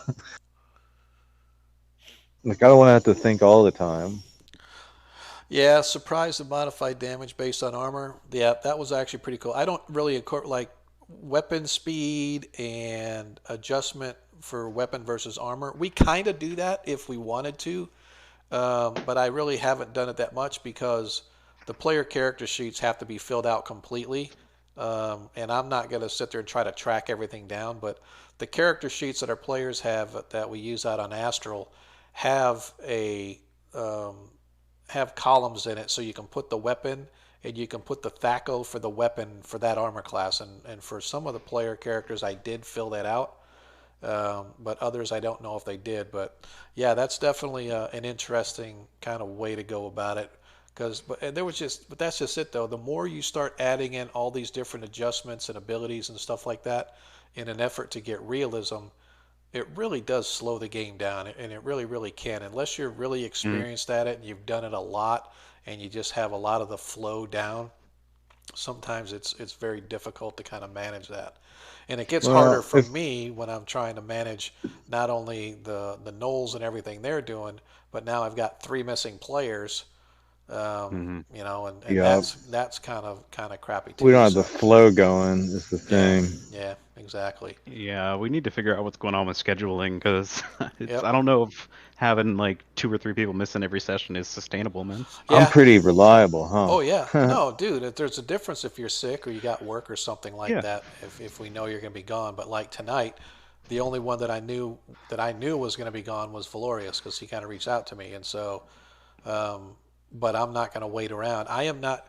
I learned my lesson previously where I actually just said, okay, we've only got two players. We can't play tonight. Sorry, guys. I'm getting to where I want to make sure that I'm streaming on time. I want my audience to Mhm. know that they can come in here at, 7 o'clock on Monday night and watch Mhm. a first edition game go on. And if I've only got one player, I've only got one player. That's just how we're going to have to do things, right? So, and it sucks, but that's just how I'm going to roll with it, right? And so, if a player can't make it or they can't consistently make it, then we're going to have to pull that player out, and when that player is here, we'll reinsert that player somehow, some way, right? So I can do that too, and I'll just have to solicit people to see if they want to kind of join the campaign. Speaking of which, I already talked about this, and I'll put it out in chat since Monkey and Valorius and Latho aren't here. Starting next week, I'm going to shift the game to 7:30, if that's okay with everybody. Um, Works. Starting 30 minutes later, not ending 30 minutes later. We'll still end on time. Normally, I try to end the stream at midnight, right? So normally I try to stream till 10 or 11:30, and then we have the 30-minute after party. The only reason that I cut early tonight is because there really wasn't going to be anything going on. There really wasn't much that you guys could do, or unless you wanted to get done, you could have told me. Other than heal up, rest up, maybe a little bit of RP, but for the most part, the session was done at that point when you guys decided to bail and leave the area and head back to town, right? So, but like I said, I'm just going to run the stream from 7:30 to 11:30 plus a 30-minute after party for those that want to hang out. So is that cool with you guys? Are you all good with that time? I mean, starting a little bit later, do you mind, or would you rather just stay at 7 o'clock? 7:30 Um, works out for me a lot better. I like it being consistent. Yeah, and that's what I was saying is my 5e game on Fridays is at 7:30, and sometimes, folks, oh, dude, I thought it was at 7:30, and now we start at 7 on Monday. So just to kind of avoid any confusion on what time the streams go and whatnot, let's just go ahead and plan for 7:30 going forward from 7:30 to 11:30. That's a good 4-hour session, and then we can. Like I said, do the 30-minute after party. And then if something does go longer and you guys want to stay and we can game longer because we're in the middle of something, whatever, we can do that. But I'm trying to sync up my two streams. And the other thing I have going is if anybody was, we kind of talked about this off, I think on our 5e, or maybe it was just in chat about doing on the off Friday, doing an alternative game for people that have never played. That's kind of fun. It's a sci-fi game. Um, just doing a one-shot adventure on Alternity. If you want to do like a space opera kind of a game, that was kind of fun. That does sound really cool. I don't know if I could. I don't know if I could manage it. I'm in way too many games already. Yeah, yeah, yeah. No, But this would just be like it wouldn't be a game, a continuous game. It'd be a one-time oh, thing gotcha. on and off Friday. Oh, So so like one session. yeah, just a single Okay, session. that's Maybe easy to commit to maybe two sessions just so we could do if it character gener lasts. make well do a character generation on one session, and then the Sure, next time do an actual adventure just to kind of play to see how it goes. Because sure, sure. I haven't played Alternity since 90, 97, 96, 97, whenever it came out, somewhere around there. So that was kind of cool. All right. Now, I just want to bring this up because we touched on it earlier, but I am gonna be away from. I am not going to be home for the next like week. Yep, Starting next week, I'll be. We don't have a game this Friday, right? correct. Yeah, so it'll be the next Friday. So I'm gonna miss Monday and Friday of next games more likely than not. Okay. I will see if I can get away, but I'm supposed to be helping someone move, and we might be doing it like it might be. Moving and doing it. Yep. Well, that's not what I meant, but you know. That's fine. So you're heading down south to where are they moving to? So I don't actually know where they're moving. All I know is that I'm helping them pack all their stuff up. I'm helping them move it from A to B, Right. and that we need to be done by the end of the week. And there's a lot of shit. So Yeah. um, Yay. Oh well. yeah. So Yeah, Cardman. I That's kind of. I'm sorry, Cardman's kind of. We were talking about modifying weapons that modify negative bonuses against armor, like you saying, like a blow dart would never affect plate mail. It never would. You could never get through the plate mail with the bonuses. It's Yeah. always too high. So it's not like a huge tax. Like if we did have a flow, like I mean, it's just against, and that's the thing is like it's not against monsters. It's just against armor types, which is like Yeah. Well- so humans and like armored opponent, like humanoid opponents, Right. demi-human. yeah, I don't know. We're All software I- guys, Adam. We should just write something that we could just punch the number in, and it'll tell us what armor class we hit with what weapon. I mean, yeah. If you first edition would be a lot smoother and probably be like a pretty damn good like turn-based like RPG sort of style game. I'm sure you could do something like that. Like having all that automation would make it so much easier to run, I'd imagine. Yeah. But honestly, when it comes down to it, as far as I'm concerned, everything's down to opportunity cost. If Yep. it takes like 10 seconds to do something that improves the game by 0.1%, it's probably not worth it. Right. Because that 10 seconds multiplies across, every Exactly. single turn. Yep. I guess that's a matter of opinion. Yeah, no, it absolutely is a matter of opinion and personal preference. Like if it improves the game for like something might improve the game for you like 100 times, and for me it might not. I might not even care about it. So you gotta That's it. read the table and figure out what works for your group. But for me, I prefer like simple, unless you're getting something like really good out of it. If it really improves the game, sure, throw something Well, in I that mean, takes more time to work out. But It's like, yeah. yeah. I just realized it did when I clicked restart. It last time when I had to do a restart on the stream, it it did it so fast that it was literally one stream. But this one, I'm looking, I just noticed that we were streaming for about an hour or so when we started having the audio issues, and now it's saying that we've streamed like 3 hours. So I'm like, we got a 4 hour stream coming up here in a few minutes, but. Which is what I always try to do is have at least a 4 hour stream on the books. But that's why I do the after party. So if the game ever gets stuck, we can still kind of shoot the breeze and chat and stuff like that for a little while to kind of push the number over there and stuff. So it's kind of like min-maxing, if you will. So, but I appreciate guys like Cardman and Doc Shoulder hanging out, man. I know that we don't really talk. We're not doing a whole bunch on the game and stuff like that, but. Get on the fucking Discord. That's what I'm saying, man. Guys, join our Discord. We're on the open chat. When we move to the after party, we shift into the open chat. So if you're a member of Discord, you just come over to the Discord channel, hop in the open voice chat, and poof, you're online shooting the breeze with us, just like anybody else, man. So that was something, and I don't know why I didn't think of it, because that was something that was perfect on the 5e stream, man. Although it was Shane, because Shane's one of our 1e players. Just wish I knew where he was tonight. Speaking of that 5e, how'd y'all like those gorilla bears? I gotta watch that video. It was my son's reaction to that was because in that game, my son, his character first came in, and he's a gnome. And he's a rogue, and so he's kind of a scaredy cat, and so he saw him come running in. He's like, so I'm gonna look at them, and I'm just gonna run over there to that other building. And these guys are asses and elbows deep, fighting these gorilla bears, big, huge, massive monsters, and my son's like, yeah, I'm gonna run over there and into the door and close the door behind me. It's like there's Click. certain things that I have that I don't fight. Gorilla bear creatures are right at the top of the list. It was hilarious. That's one thing that I've gotten compliments from folks on the stream about the way he portrays his character, Figley. Figley Crinklefoot, absolute.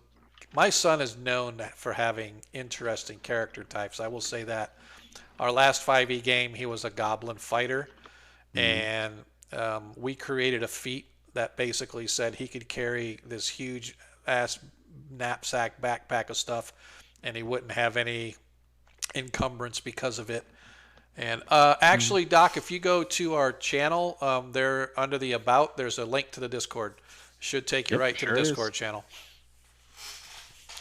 But he, anyway, he played, and he was known for, like, for example, he would go get eggs for breakfast at the restaurant, whatever, and he'd say he want an omelet. And so he'd get an omelet, and he'd take the omelet, and he'd put it in his backpack, and he'd take an old omelet out, and he'd eat the old crusty, moldy omelet that was in there. And he's like, why am I going to eat a perfectly good omelet when I got this one in my backpack? And he was just improvised weapons was his thing. I Rip think table, the rip table legs off legs, tables. leg Yeah. off tables. He had a ghoul leg once that he Yep. took the ghoul leg and he used it to beat somebody down with it. So that was kind of funny. Yep. Yeah. So I've Nick never met a more intimidating goblin. Knick-Knack was fucking hilarious, if He I may say was. so. And Yeah, that's why I'm glad Austin decided to play. It's just a shame that it's like every time they say he can have off work, all of a sudden he gets called in. Oh, don't forget we got back to school weekend, and so he's like, sorry, can't play. Got to be at work at 2 a.m. and I got to get some sleep. And that's when I gave him a hard time too, because I'm like, when you lived at the house, dude, you were up till 3, 4 in the morning, and then you'd get up and go to school and go to work, and yet you can't stay up and then play the game till 11, 11:30, and then go crash out a little bit. It's like, come on, dude, what the heck? Aw. Exactly. I started a new character Saturday, lawful evil dwarf cleric, the Right. Iron Hex, Oh yeah. and it's Cool. like it just feels so wrong. Like I can't be playing this character like an evil character. I tried. I actually enjoy just playing a evil second. characters as long as they're the disguised as good kind, because Alright, it kind of Doc. gives you an excuse to do all the heroic things, but it's all for show. Alright, Well, this Doc. gnome was like wagging his stick at us. We were like started in like a Durgar prison, and I like grabbed his stick and he like fell over. I was like, oh man, it's so wrong. It's so wrong. But I was No. like, I have to do it and I didn't like beat him to death with it or like yeah, I didn't. I like just dropped it on the ground next to him. I was just like intimidation move. Yeah, I was playing a heavily homebrewed mind drinker vampire kind of race in one of my 5e games that I'm in. Right. Yeah, we're pretty high power level. It's a pretty high power level game, and there's something really satisfying about just like catching a dude's sword in your hand, ripping it out of his hand, and just bending it in half and tossing it down an alleyway, and just being like, "What you gonna do now?" There's I think there's a place for that in D&D. Yeah. Like You selling have the right Marvel style, dude. superheroes. Not see, not quite. The way we reasoned it out is like the monk in 5th edition can do like a d8 damage, with their fist to a wall. So naturally their Yeah. fists aren't going to be hurt, right? Right. So because there's if they're punching someone in plate, they're not getting hurt in response. It's just how it works.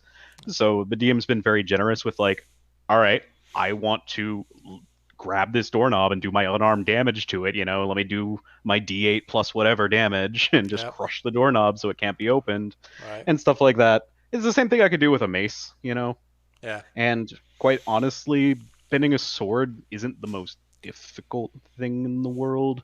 And the catch was only just me flavoring my unarmed. Like statistically, I'm just a normal monk, but I get to flavor it as though I'm this freaking monster, and it's great.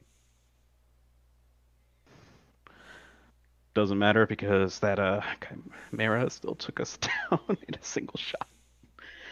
Oh man. For what one now?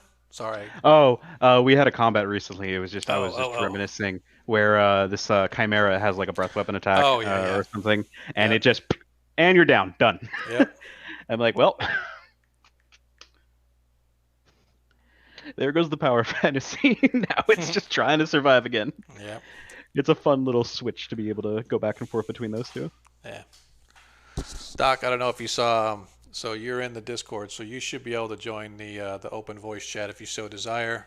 No pressure, no need to, but you are, and I went ahead and added you to the members role as well, so you should be able to get at least the basics and stuff. So I've been reading the manual of the planes for the first time. It's nice. pretty It's a pretty good book. pretty crazy, yeah. It's a pretty good Like book. I'm Yeah. all high, like reading the ethereal planes. Yep. I'm like, oh my god. Yeah, the one that I always Doing, used to like was the astral plane because I always thought it would be cool to do an adventure on the astral plane and go see Get the Yankee.